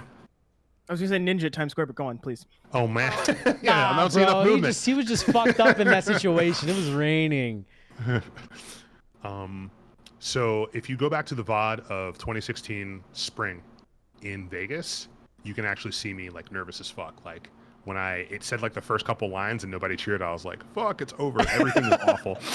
But then I just went right into like announcing the people, and it was fine. And then in Toronto, I was like, well, I think we just lost Ag. It's completely different. You just have to just give it 100%, feel and feed off the crowd. I know it's like really cliche, but the crowd made me do what I was able to do. And if I could had another opportunity to do it again, I would do it in a heartbeat. Do you have a blackout moment where you don't see anybody when you're hosting? Because I know when I've done stuff with NYXL, when I've been on stage, like I will be looking at the crowd and I will be engaging with people, but I kind of get a real narrow point of view. Like, I'll see a couple faces, but I don't see like the full scope of it. And I don't know if you ever experienced that before. I see everybody. Everybody's just downloaded directly into my corneas, and I can't escape it. In the Matrix. If I see somebody, yeah, exactly. If I see somebody in the crowd like giving me like eyes that are looking me the wrong way, I was like, I have to prove this person wrong. Or I see somebody like undressing me with their eyes, like I gotta do this person right. Do you see that as projecting, or do you think it's the truth? I'm projecting. I don't think it's Very good. Jaden, correct answer. Would you ever want to host, like acted?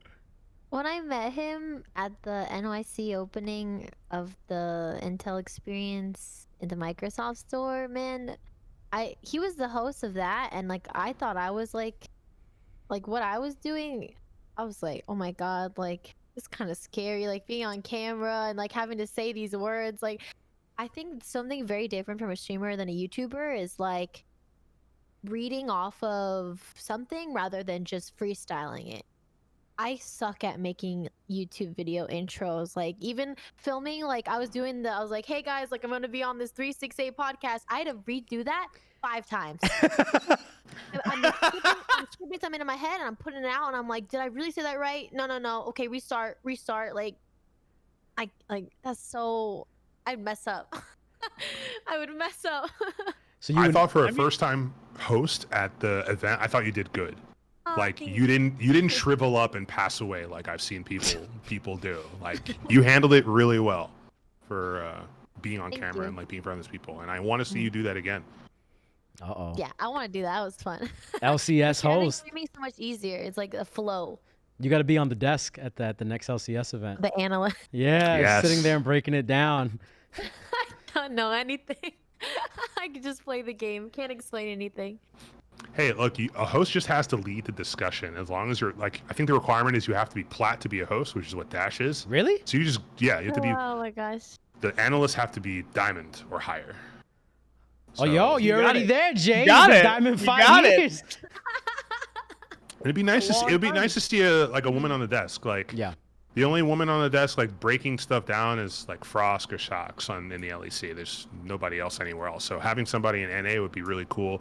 And I know like I hate that a lot of girls who do on camera stuff, they're like in league, they're like relegated to the interviewer. They don't get a chance to really like do their shit. On the desk, yeah. Like show off their brain on fucking cool. like saying a whole bunch of shit about like the game and talking about the ins and outs and like their match anticipation. Jaden, is this gonna be the year you push for Challenger? I say I'm gonna get Master Season 10, and like the season's pretty much over, man. I'm not even D2, like I'm 0P D3. Like, what am I gonna do? Do you 5-stack or are you mainly solo queuing? No, I usually duo queue. Bot lane, AD carry support is one of the strongest duos right now, as shown on the challenger ladder. So. Yeah. What brings you so?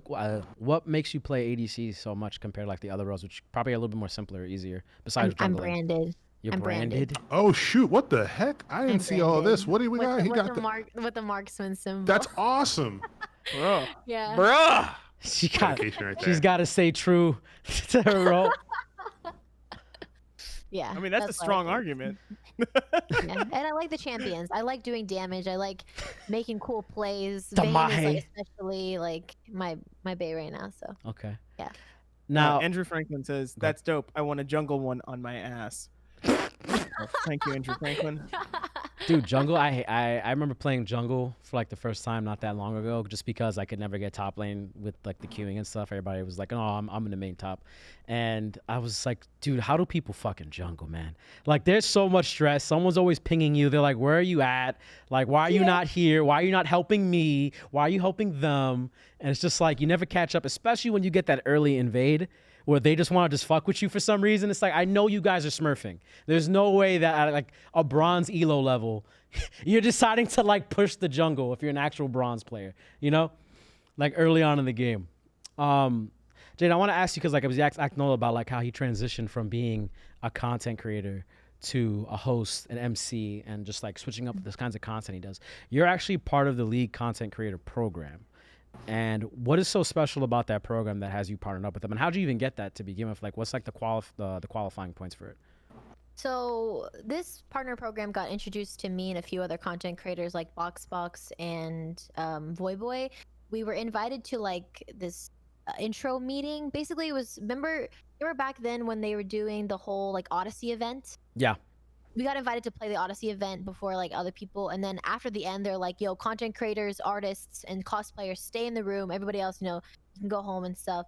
And they showed us like how Fortnite was doing like all these crazy things with like their content creators, and like they're like, we want to do something like that. So I remember talking to Sarah Michelle or Zephyr, who isn't in the partner program anymore, but she was leading it before. And she was saying how she worked at Twitch before, and she wanted to make a program with League of Legends and Riot Games where you don't have to get 75 viewers, you can get 50. And you sign up, you get free skins all the time to give away. Like, not all the time, but whenever there's new chromas that come out, you see how Twitter just like blows up with like, hey, I'm giving away the new Bard skin, like with the green chroma, follow, retweet. And I mean, I've gotten like LCS pass access, so it's like I hit up a rider and I'm like, yo, can I go to the LCS this weekend? I mean, COVID of course can't do that, but there's a lot of special events like we go, I got to ask them to go to like, events like Worlds last year. I'm like, can I go to Worlds? It's like, well, we're not gonna pay, but we'll give you a ticket. So I'm like, okay, I'll pay, I'll make a YouTube video, let's go. So I mean, there's a lot of cool things for my chat, especially like they just want free skins, man. Yeah. So, yeah. Is there any requirements to stay partnered? You got to be making content pretty much like majority of your content. I think majority of the content has to be League, and then you can't be MIA for like a couple months. You got to be like consistent about it. What's a majority of your content if you had to like break it down? I think I don't remember the exact percentage. I don't think it's 70, but it's like it has to be like the majority of what you're.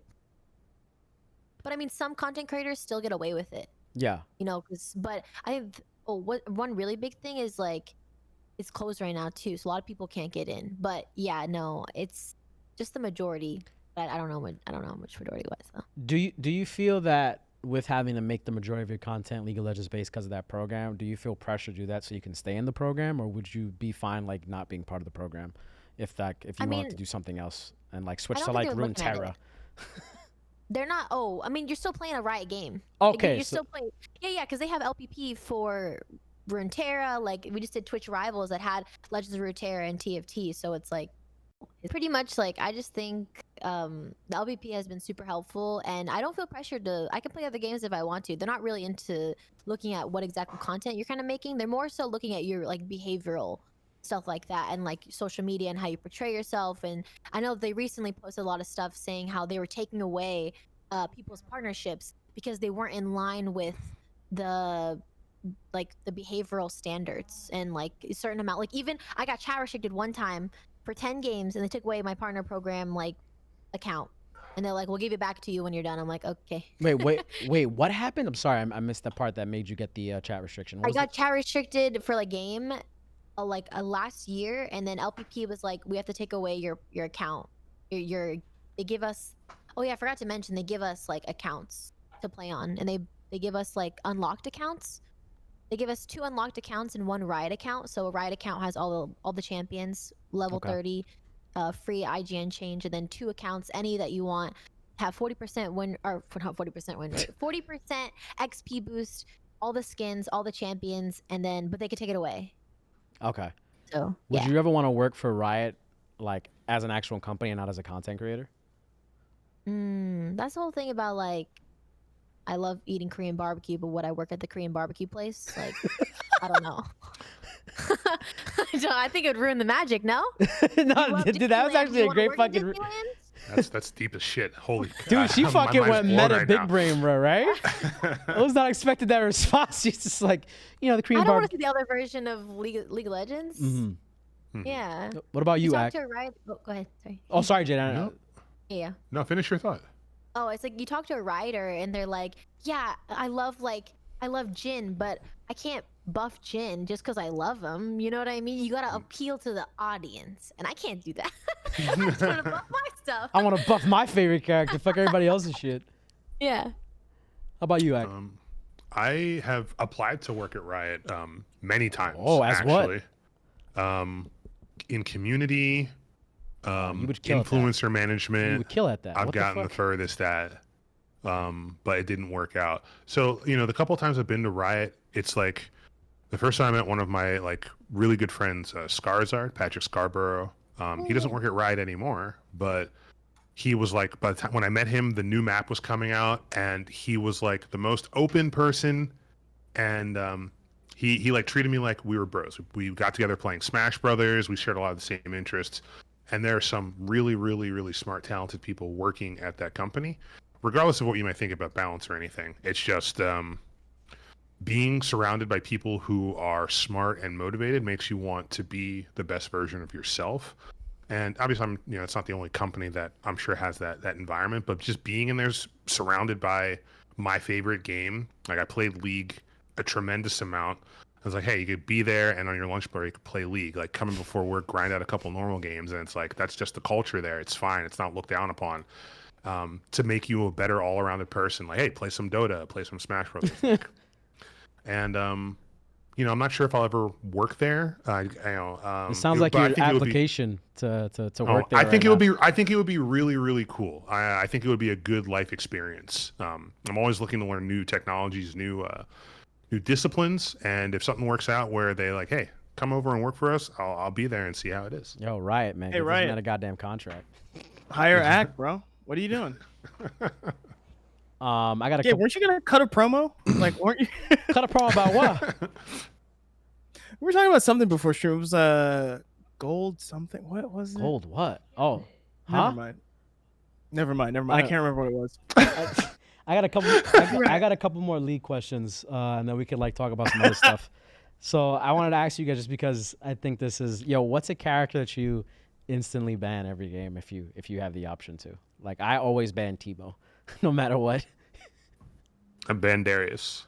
Wow. I don't know. Whoever. Yeah, Kalen's also a must ban. Fuck both of those champions. Yo, could someone explain to me why every game someone has to ban Yasuo? Because that 0-10 power spike, like Yasuo always scales. Like the game goes on long enough, he just starts punishing you, no matter how far you put him behind, and he's just very hard to shut down. I'd ban him all the time if I can. Have you guys been playing with Yone yet? Yes. How do you feel, Jane? I got a You penta smirk. on him. My second game, I got a penta.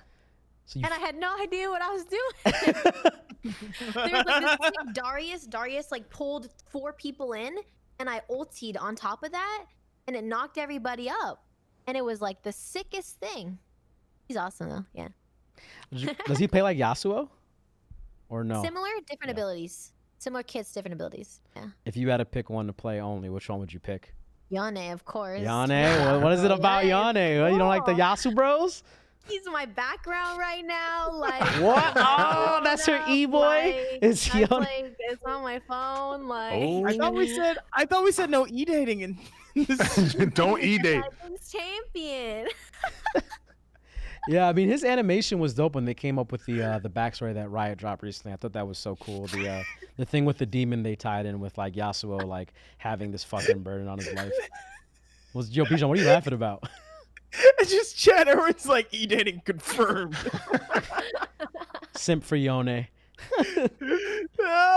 Yo, how do you guys feel about the Mobile Legends clones for League of Legends, like Arena of Valor and Mobile Legends? Do you guys even ever play those games or have fun doing those?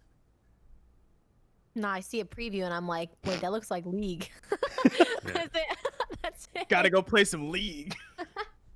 I got gorilla hands, so mobile games aren't really a target for me. I played Dawngate when it came out. Thought that was cool, but I don't know. I know League isn't the OG, but it just does it the best. I always end up going back to League. So I think it's interesting that you got a game like Arena of Valor that right now they're having a Sword Art Online. Like they're getting Kirito in the game, and like they have Superman and Batman and fucking Wonder Woman. It's just like, what the hell is happening? Like, does Tencent own the IP to everything at this point? basically, I don't know. Wild Rift is coming out. Well, League of Legends to go, as if we needed any more excuse to run away from that game. And I'm going to be on it day one as soon as it's available in America. It's crazy, like in China, Arena of Valor is Honor of Kings is what it's called. It was such a bad addiction for everybody that the governing body in China, I think they banned the Chinese Communist Party. There you go. They banned the game or restricted the game like by age because people were just spending too much time on that fucking game. Like it was like they labeled it a poison. Damn. I mean, I think if people are spending every waking moment doing that, I think it's good to step in and stop. I mean, I know PC bong culture is really big over there in Asia. PC bong there are culture? people who, like like going into PC cafes and okay. Like at just going in and playing for 10 hours. Like, what did you do? Like on a Thursday afternoon that you're playing League for 10 hours, like, and you're paying for it.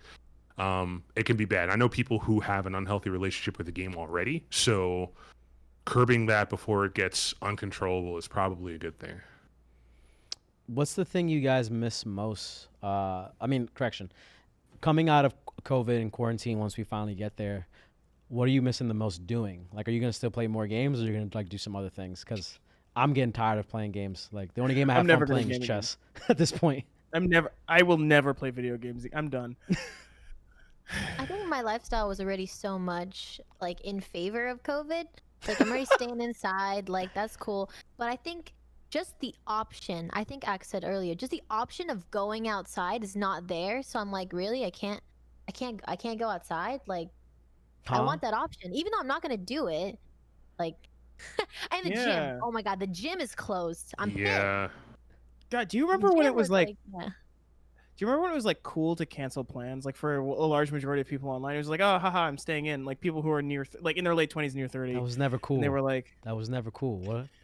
I just, I don't know. I guess there were just people who were growing up and they were like, hey, like it's like, you know, like I don't have to go out all the time because my friends like will just like have a dinner party instead of like going to the club or whatever. Like that. Oh, that's different. Period. I thought you meant that like, yo, like I'm gonna make plans just to cancel them because like I'm too cool to go out. No, you know, people used to like they were like I remember I'd see tweets about people being like, oh, thank God I don't have to go to this thing, and it's like, yo, don't you wish you could cancel a plan now? Like, don't you like? I miss the option of being like, I'm gonna be a shithead and say fuck you. Wow. Sorry, I showed up late. I didn't want to come. Yeah, but like I don't know. It feels like this is not the same thing, but it feels like the world has red receipts on, where it's just like everyone knows you're not doing shit. You know? Yeah. Whoa. What you mean? I'm doing stuff. You know? What are you doing? I'm just juggling. You know, throwing balls. He's vibing. Vibing. I'm just vibing, bro. He is literally juggling. That's not a joke. But like, no, it's just funny because like I feel like my world has like shrunk a lot, and it's like it's weird because like I spent also a lot of my time online like my job is like fully online, and like, you know, everything like about my life is online, but like, holy shit, the option was really nice, and I'm realizing how nice it was. Do you guys like this full online lifestyle? Like, I know that a lot of companies, it works out for them because they're saying, like, oh, we can now downsize and drop our overhead down because we realize that working from home is a thing. We don't need people to go into offices. No, I want to that's a weird question. People. I want to see people. There's a balance because it's like, yeah, we're gamers. We like staying inside, but I mean, there's that once a year TwitchCon. There's that once a year anime convention where you do see all those people and you get all of that. I mean, after TwitchCon's over, you get that after con experience and you get that sadness of like missing your friends. But other people are like, oh my God, I just spent like the whole weekend talking to people and socializing in real life. See you next year, guys. We need that. Like, but we can't. But I mean, it's all we need, you know? So, yeah. I miss events most of all. Going to PAX, going to TwitchCon, going to just going out and hang out with people. Just like Jaden said, like you might see once a year, and I miss that. Like I miss it so much. I mean, humans are social creatures, and being online, having that connection, it's not enough. Like I need to be next to my brothers and sisters and have a drink and just relax. And not being able to do that really sucks. It is really funny that like this is actually like the future that Silicon Valley sort of predicted, right? It's like we are all fully in online. Like we are all online now. Like it's like sort of, it's impossible to not be, and it sucks. Like it's like not that it's like it for those reasons that you mentioned, but it's just like I don't know. I think it's really interesting that we are like in a lot of ways living in the future, like in the future that a lot of people envisioned for like humanity, as in like a species that like you know getting deep. Could, like, well, I don't know. I mean, I've been thinking a lot about this just because, like, because I miss people and I miss we did this piece today at The Verge, which isn't out yet, so don't tell anyone. It'll be out tomorrow probably. But like we were talking about this in Slack, and it was basically like, okay, like it's shitty when people use like heart reacts or whatever to your texts. What? And it's like shitty when people leave read receipts on. Like, and then I was like, no, it's not shitty. It's just like. Because all of our relationships are now necessarily digital, we have to like you can actually like quantify them. You can tell like someone like hits you with a heart react. It's like they don't fuck with you, and you would not maybe have known that because like you'd run into each other at like a party or something. Wait, and it was this ambient connection instead of a proactive. What I'm saying is like you used to have to like you used to just be able to run into people, and now you have to make plans to see them, which means everybody knows exactly where they stand with everybody else, and it's like. Yeah, I don't know. It's hard for a lot of people. The thing that you said that made me go like, what is that? Heart reacting to somebody's thing can be viewed as you not liking them. Yeah, I was like, they were like, we don't like heart reacts, and I was like, what the fuck are you talking about? Like, this is nonsense. You just don't like that people don't fuck with you. I understand it. Like they're too lazy to respond or something, but I mean, you just don't take it personally though. That's the thing. Yeah, like, but it's like they really didn't respond with like a message. Like they just heart reacted and left me like alone. But no, I don't mind it anymore. I understand. No, but it's like hard. It's like hard to take because it's like, oh, I thought we were better friends than that. But it's like, no, maybe you're not. Like, you're just maybe busy. No, but you are good friends, but just busy. Well, that's the other. I mean, that's the ideal case. But like, it's not just heart reacts. I think it was like read receipts and this other like digital communication stuff. But it's like it's just funny because we're online now, our shit is like now it's like easy to quantify how much somebody likes you if you're like insane. You know what I mean? If you're like, hey, I'm gonna count how quickly it takes for somebody to text me back or whatever. I want to point out to build on this heart reaction thing, right? When I was hitting up Jaden early in the week to set it up, I heart reacted to 3 of her things. Then she said, I like them. And I heart reacted back. Hey, you heart reacted back. Yo, Jaden, we not cool, bro. This is bad. Our chemistry is fucked up, man. You heard it here first, folks. You heard it here first. Dude, fuck, this is 1, 2, 3. It's like 5 heart reacts in this message log. It's over. I knew you were saying something like that. Yeah, I was going to pull it up and show it. I knew you were saying something like that. Personally, I like it. I love it. It's great. I don't mind it. It's quick reactions. It's more than a red notification. You know. Like, I love the red notification. Sometimes I have it turned on. Sometimes I like typing in the message read or seen, and I'll put like the red time if I don't want to respond to it. Like if it was a whack text, I know that's fucking mean as hell, but it'll be like read at 4:15 p.m. You take the time to type it out? Yeah. It's like that's psychotic, bro. That's like a little bit of salt on the top. Just like right there, just Why like would you do that to You're someone? the worst, man. Like, how are you alive? You should be in jail right now. Okay. All right, listen. Listen, I do it. Listen, okay, I do it with people I'm Chad is close. like, that's toxic. That's not toxic, dude. That's fucking toxic. That's content right there. Like you get the maximum eye roll when you put that there. See, if you make your live content, it makes you a bad person. That is bad person behavior. Like, hey, just turn on red receipts. Be less of a dick. So Instead of typing back red and the time. Holy shit. So then, you know, speaking of content, right? Because you said like making live content is like that's fucking crazy. We had we were talking off camera about, you know, the whole Pokimane situation that happened with like Leafy and all of that, and how I think I talked about how like the commentary community like farms people on YouTube, like they farm their name and create controversy. And like you look at what Pokimane did and the reason they're getting on Pokimane, it's nothing that's like what is fucking end of the world level shit that like everybody needs to like, oh my god, Pokimane this, Pokimane that. And like Jaden, you said that you had unsubscribed to Leafy and like downvoted all the videos he did because he's made like fucking 9 or 10 vids. Yeah, I mean, I've watched Leafy for a long time. I own both Leafy and Pokimane merch. I've supported both of them, followed both of them, but I mean, I feel like Poki's taking the high ground on this. Sure, what she did isn't entirely right. Like, she shouldn't react to that guy's like sponsors and stuff. Yeah. But I totally understand why she did it. This guy is making money off shit talking her. Like, that would hurt. And then Leafy's like, oh wow, like, so no one can shit talk you? Like, you're gonna take away his money because, you know, so I understand it, but Leafy is like, he's going off. Like, he's like video after video after video. Like, so he's just, and he's like stirring up the pot. You know what I mean? It's more hate onto her and it's just raising the negativity. But I mean, Leafy's videos have always been kind of like that, but it's like, you're attacking my queen. Don't come for my queen. Don't come for my queen like that. But no, like seriously, like it's too much negativity. So I understand why Pokimane's like, I'm taking a break off Twitch. I'm taking a break off socials. She can afford to do that, and it's really healthy, and it might not all go away, but I mean, Poki's subs will be here no matter what. And I know people in the chat, they got Poki W. Like, look at this. Yeah, see that? Like, she's not even on time, but like, they got Poki W. Like, yeah. So, yeah. You know, that's... Yeah. Go ahead, Bijan, sorry. I was just gonna say, because like to rehash our earlier conversation, it was just a conversation about punching down and what it means to be successful online, right? Because like Poki's like, she's huge, and like Leafy's also very big, but like it's not the same level, and like her like going after him, which would be totally justified, would look really bad to like everybody who like pays her, for example. And it like there's no way to win except not like there's no way to win that game except not to play, and like that's what she's doing. But it's gotta suck, man. Like, it's gotta suck to like have this guy making videos about you that like obviously is gonna end at some point, but like I mean, what she did, she's not entirely innocent because like for sure, but like silence the guy that, I mean, the whole like freedom of speech, but is there like really freedom of speech? Because like she has the freedom of speech to say something about it, but it's like the people are gonna hate her. You know what I mean? Yeah. It's just a vicious cycle. I mean, also freedom of speech. Also, it doesn't exist on platforms technically speaking, because once you agree to a TOS, your speech is limited. Platforms leave they leave holes in like their TOSs that they can ban you for whatever reason, because like if you couldn't, like, they're not the government, they're private platforms. However, I don't think you're wrong.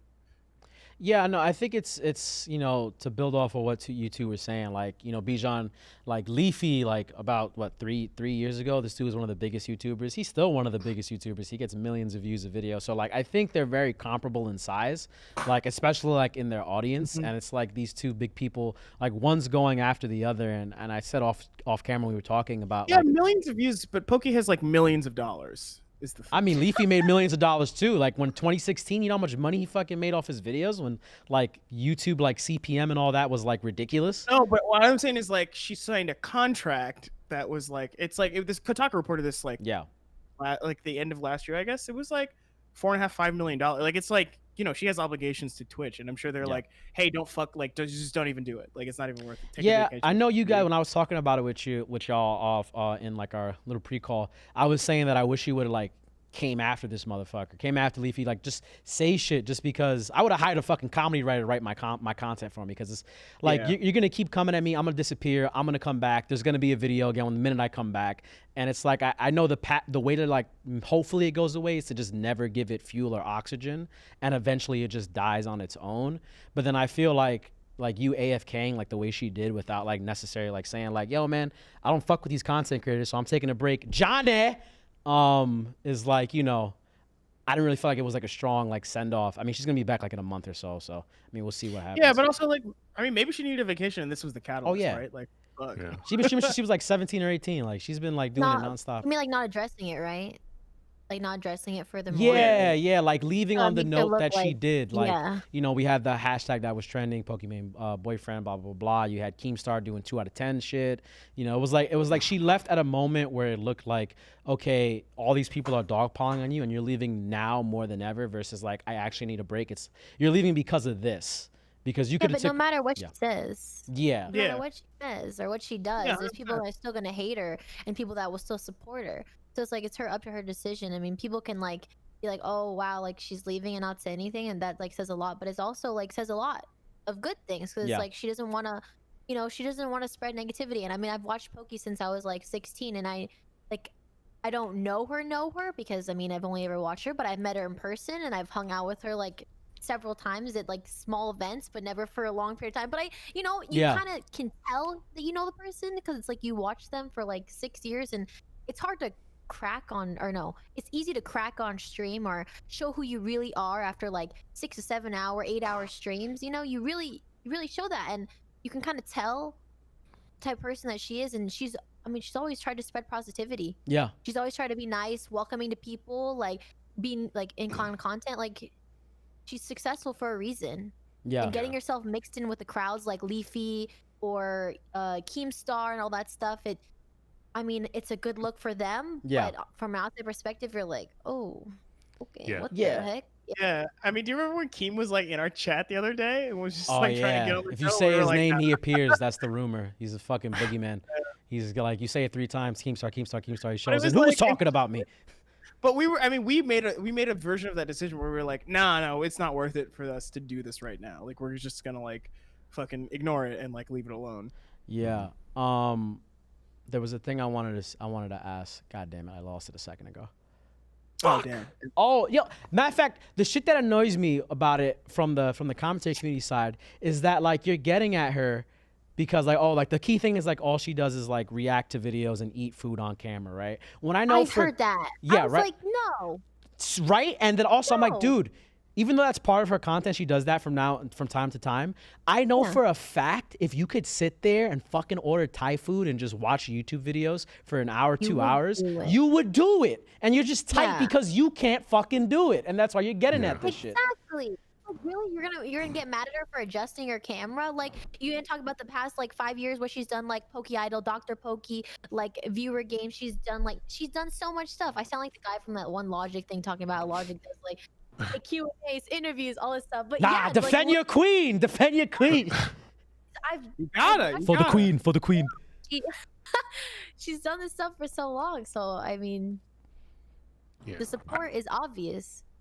I've seen people. I think I remember the line at TwitchCon for people to see her. I mean, she's at the point, and I think if we compare Leafy and Pokimane as creators in terms of influence, I think Pokey has a Leafy beat, like on both platforms, like, and it's like she's transformed into not just like she's like a borderline celebrity, like trying to be mainstream like Ninja. Like she is not just a lady who plays video games on Twitch. She can do whatever she wants, and she has a community behind her. So she's at the point where it's just not good PR for her to shit on somebody. It'd be very easy for her to be like, she can make 10 videos on Leafy just shitting on his appearance or saying how he's a bad person.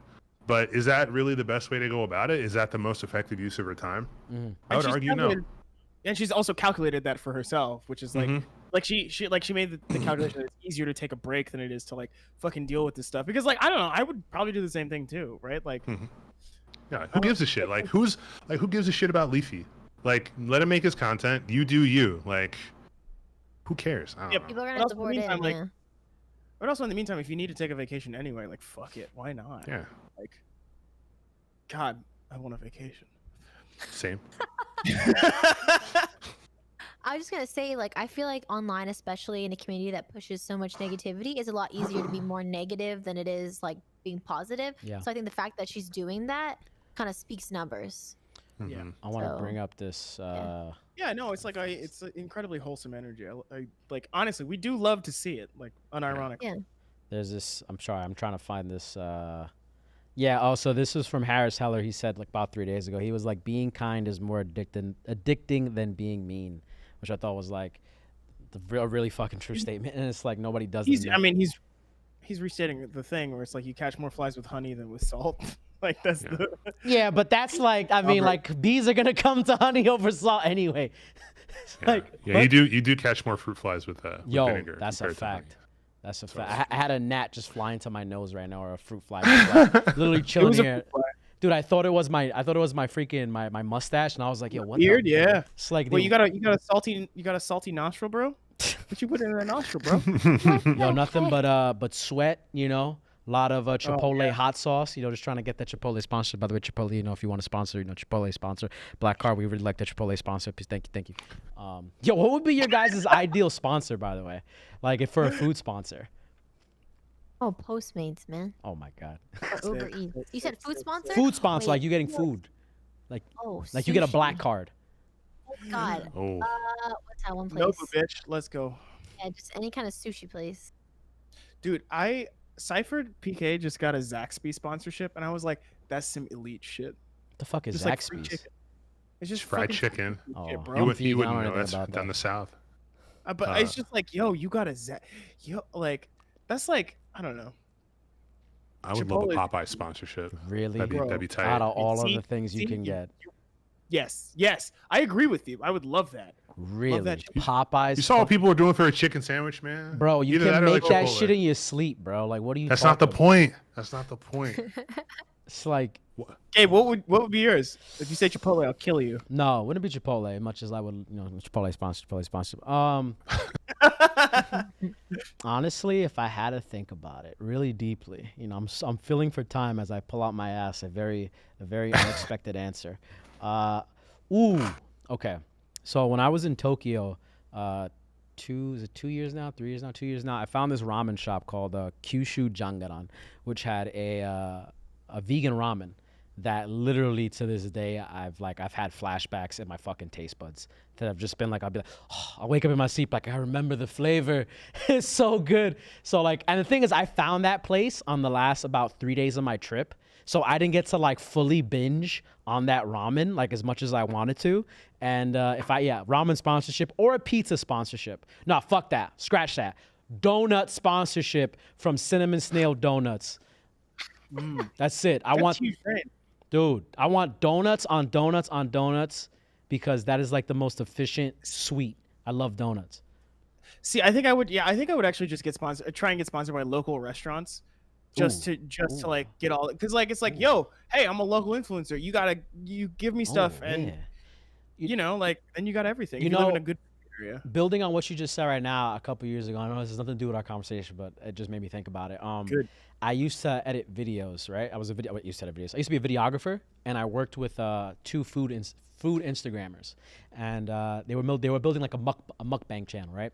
So I would go with them to like these different restaurants in New York and like to Jersey and all that, and yo, I would get fed so much for free that I'm just like, why isn't everybody like a side food Instagrammer? Because these businesses just like, dude, come take pictures, come do videos, whatever. Here, what do you want? You want this, you want that?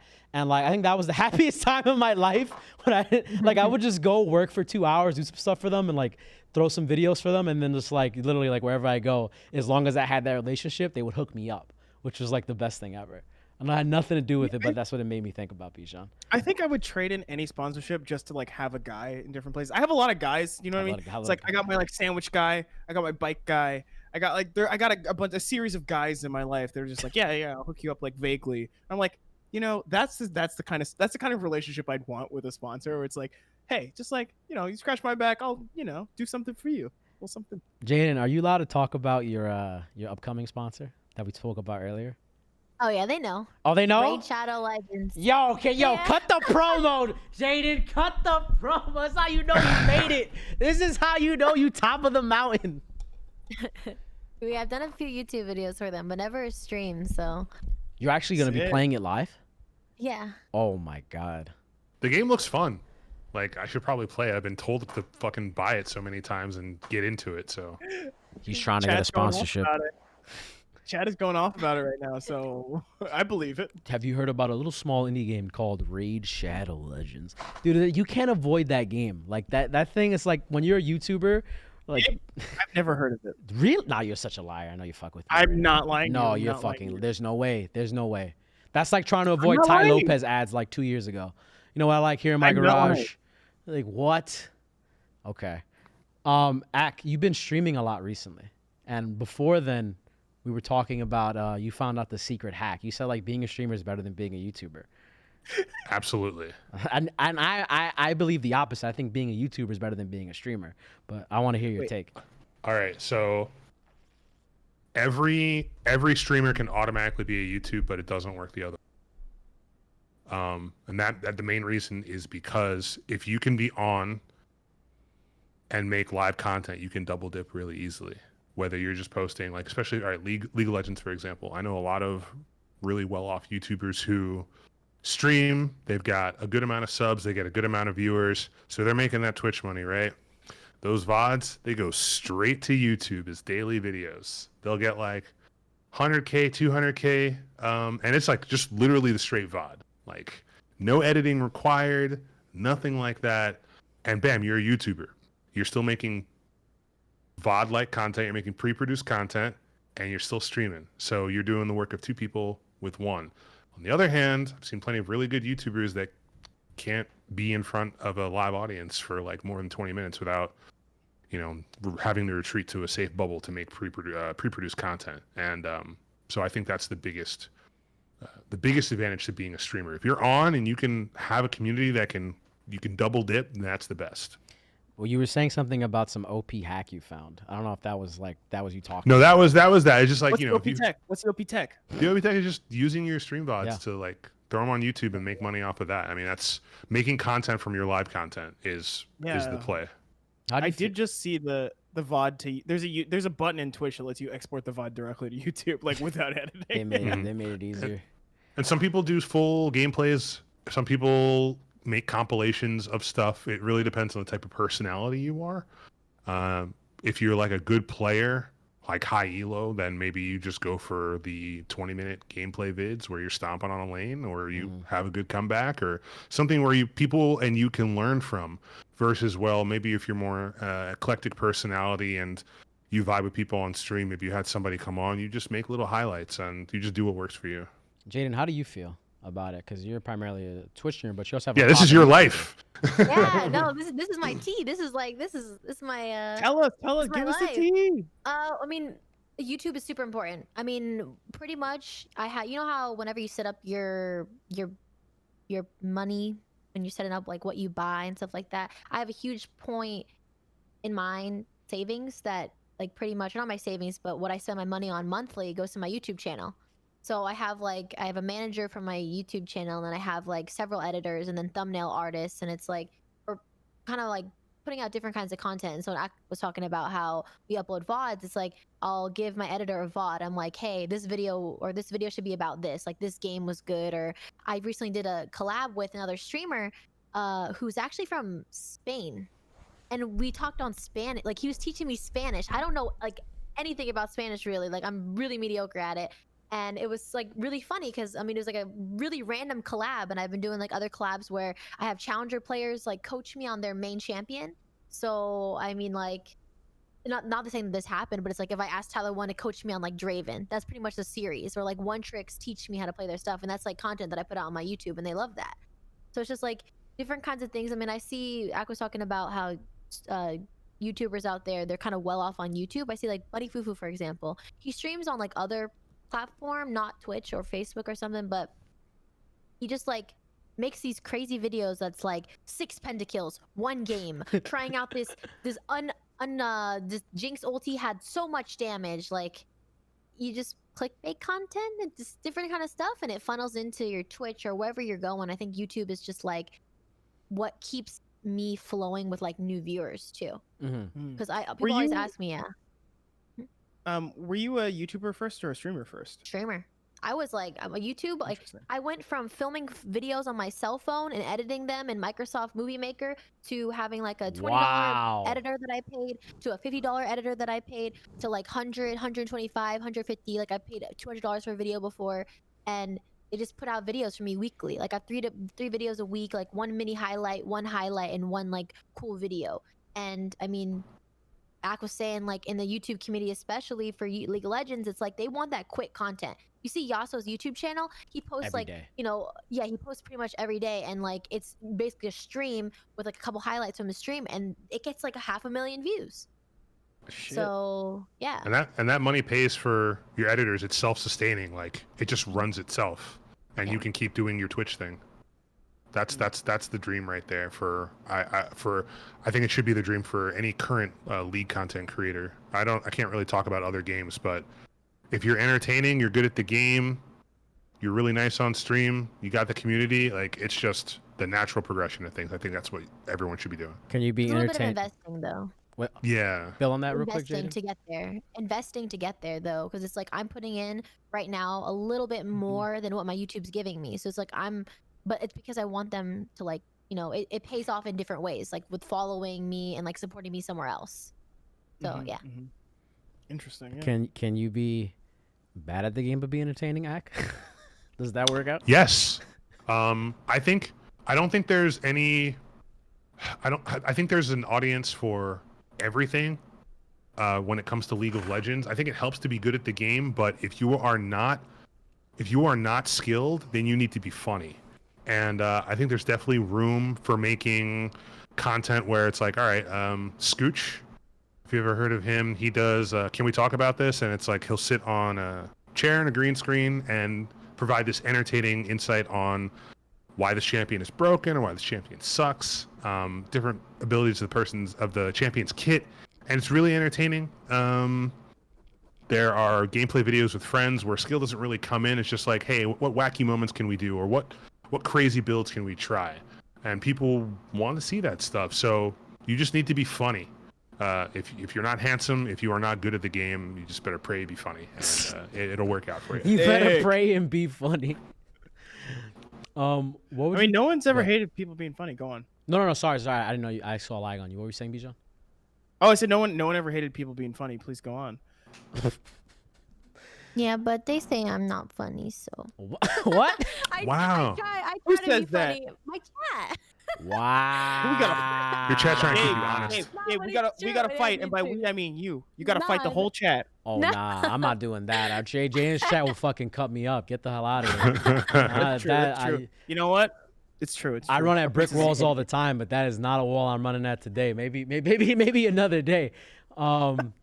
What do you guys want to do with your content? Like, I know maybe this is more specific with Jaden because right now, Ak, you're not. I don't know if you're doing as much. But you're getting back into the game, though, right? I talked to Ak about something. We'll see what he does. Yeah. Yo, spill the tea. Yo, what is that? Oh man. She basically was like, you have to get back to making videos. Yeah. And she just gave me the real talk, which I think I needed. Like, so everybody knows I'm like one of the OGs of League scene, and I feel like I've kind of aged out recently. That's why I try to do things with hosting, things with other games like Smash Brothers, try to do variety stuff. At the end of the day, the people who came to me for one thing, I didn't really spend enough time cultivating that audience into the point where it's like they'll watch me do anything. Yeah. So I have an opportunity to, explain to them why I was gone for so long and why I'm choosing to come back to League of Legends. And it'll be an opportunity for me to just find myself again, find my footing, and still make something out of my channel. I have my YouTube plaque behind me, like when I got my first 100K. How did that feel? And the highest I got was 210, and it's just been like a downward spiral, but it can go back up. All it takes is one video for you to do it. And even with streaming, like I personally don't like streaming all that much. I have to be really on to stream, but I found it with League, and I just need to put in the work. And she just told me straight up and was really supportive in my journey to find my place again. So try and make videos and see what happens. My man, well, You got a subscriber in me. I'm convinced already. Please, you seem like before we were talking about this before. You seem very very sincere about it in a way that I was like, oh, this is probably be fun to watch. Like I don't know shit about League, but oh man, maybe my channel is not the best channel to get started on. I can give you some other channels. No. Deep end only. Oh my gosh. You know, to build on what you said a second ago, you said that you felt like you aged out, and I kind of feel with gaming and gaming content creators in a sense, there's really no such thing as aging out, because there's a lot of content creators who are older who are making content this day. Like, I mean, like, it's in the Tatman's in his 30s, you know, and he's like growing more and more every day. You know, I think that with it is insane that we say aging out and like people are like, Dr. Disrespect is like 37. Yeah, like it's just a matter of you, like, I guess it's like, I think the thing is losing touch, which I think is ultimately like everybody, like, it's just you just like not keeping in like with what's going on what's relevant, right? Like constantly trying to innovate or come up with something new. And I think the gaming community, especially like when it comes to like their people and their figures, we're more so like attached to those people, right? Like it doesn't matter. Like, you know, you had fucking Major Nelson from Xbox, like who's fucking old as shit, who people were still getting behind all the time. Cause it's like, yo, it's Major Nelson, man. I've been following him for fucking ever. And like, you know, he's cool. Versus I think like when we go to like more conventional forms of media, like, you know, like it's like, oh, who's like the young hot thing? And like, who's like the new shit on the block, where it's like, oh, have you seen fucking the new Logan Paul, the new Jake Paul? I think that gaming is very unique in that aspect where like, you can always come back at any given point, and it's just a matter of like making the right piece of content, like what you're about to do, that'll resonate and like reinvigorate and like reignite everything. I mean, Jaden, yo, fucking is the senpai over here, yo. Jaden senpai Jaden now. What's up? I was talking to him and I was telling him like he says that he like aged out, but it's like he didn't. Like everyone that was in League back in the day when it first like came out, and like all the first content creators, like they know him. Yeah. He's just gotta like, you know, I already told you. I just want to see people like live their best life and do what they want to do and succeed in it. I mean, the other thing is like taking this break must have it must have been for a reason. You know what I mean? It's like, yeah, I got burned out. I burned out. Yeah, but like also like taking time off helps. Growing up helps. Like it all feel like the thing about like making content, that I don't know what content is really, but making content depends on like having experiences in your life. You know what I mean? It like depends on it's you are yourself the fuel, and like you have to give it like stuff, and you can use everything that you like that has happened to you. You know what I mean? So it's, yeah, like I think that's why it's a thing that like is actually sort of uniquely resilient to aging. But then again, like this is such a new thing that like we're only just seeing now, like how it's going to work. Yeah, exactly. I look at it similarly to like going to college when you're 18. I mean, nobody knows what they want to be. A lot of people don't know what they want to be when making that big step in their life.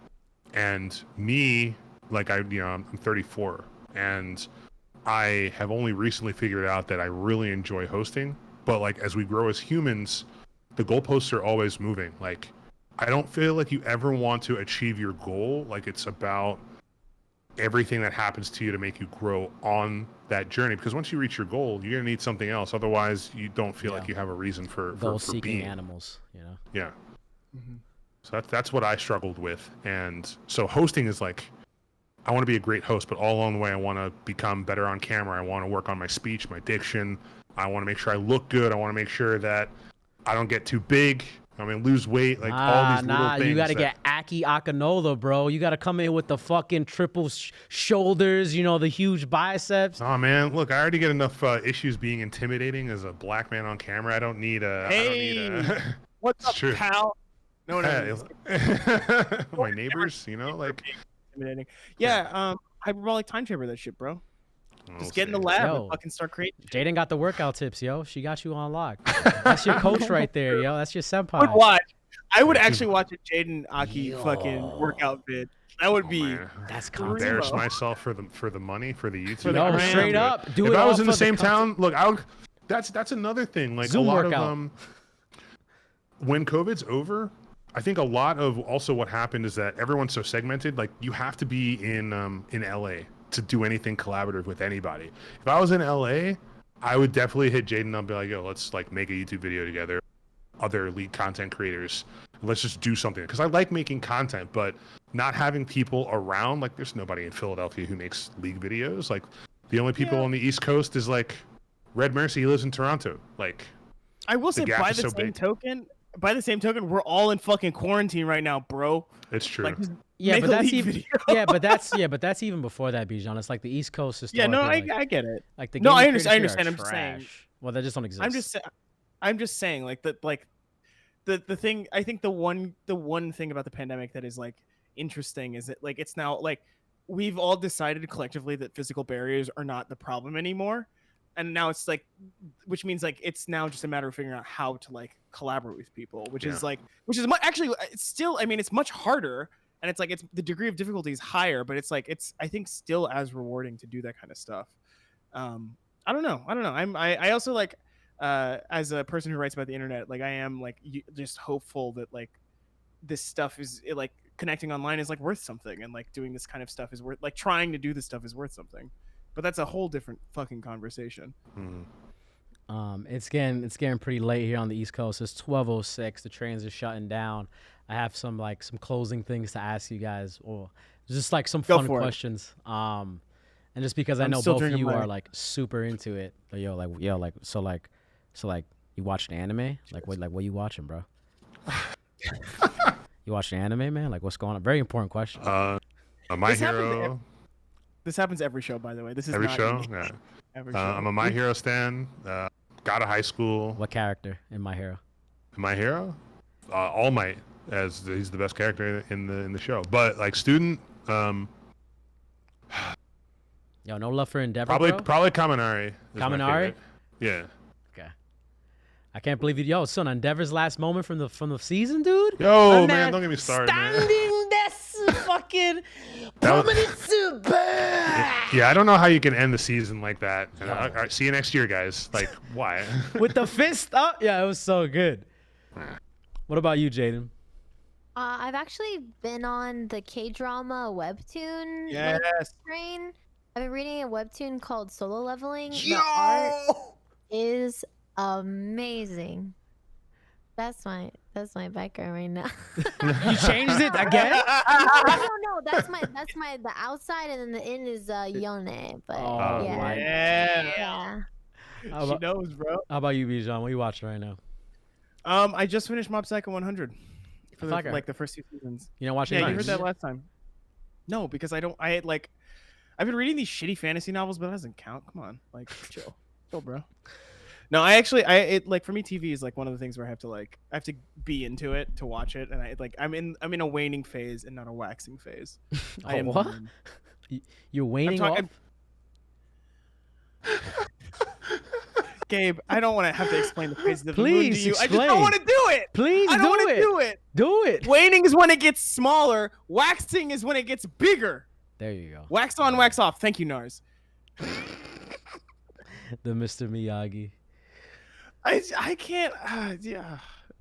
My co-host. Anyway, you said you wanted to do something about anime. Are you still gonna? Are you still gonna execute this plan? I wanted to tap into Akinola's amazing voice acting skills, but I think that the brain play on this required a little bit more work as we were going through.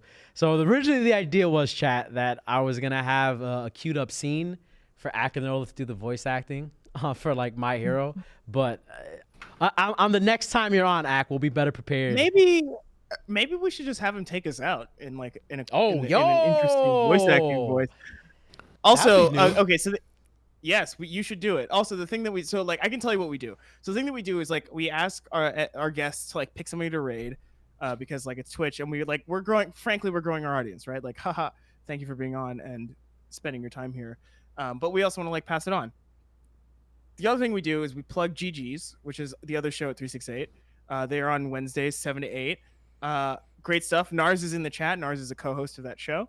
And they review games every week. So it's like those are the 2 things. So like I don't pick somebody to raid, and then yo, I want to hear this, Ak. We also Jay, we can also just. Oh, you do, Jay? Yeah. Oh, hell I yeah. just did. I was like stalking your guys' channel. I was like, oh my god, this is cool. It's like I followed her on like her. I think I followed her Twitter and her Twitch. I was like, I so- want to watch this stuff. Yeah. Go ahead. So Aki, if you want to take us out, like there were Gigi's is reviewing Rogue Company next. Okay. But yeah, so like I guess pick somebody to rate. Jaden, I guess if Aki's taking us out, why don't you pick somebody to rate? Yeah, let her pick. One moment. We could also please. just what? raid you if you're gonna be up. Oh, yeah, Like- she's going You're live you're after streaming this. next, right? Yeah, I'm going right. Sorry. Yeah. If you're going, like, Yeah. all right. Okay, Alright. cool. Me, so I smiley guess face. Me As soon smiley as you- face. as soon as you go up, I'll do it. As soon as you go up, just let us know and we'll start this shit up. Okay, cool. I think she's about to go So- live right now. So, all right. No, I'll wait. Oh, we doing it? Am I going? No, now, I mean, or- if we're gonna raid you, Okay. you have to Yeah, I be can do live. it now. I gotta turn off my cam and stuff. Oh. Okay, I can start. I can start. No, I can yeah, start just it. Nars says put the starting soon stream. Like, Yeah. I There you can go. do that. Yeah. Nars knows. Let me see if my I think my title's ready to go. What's the title? Can you leak it?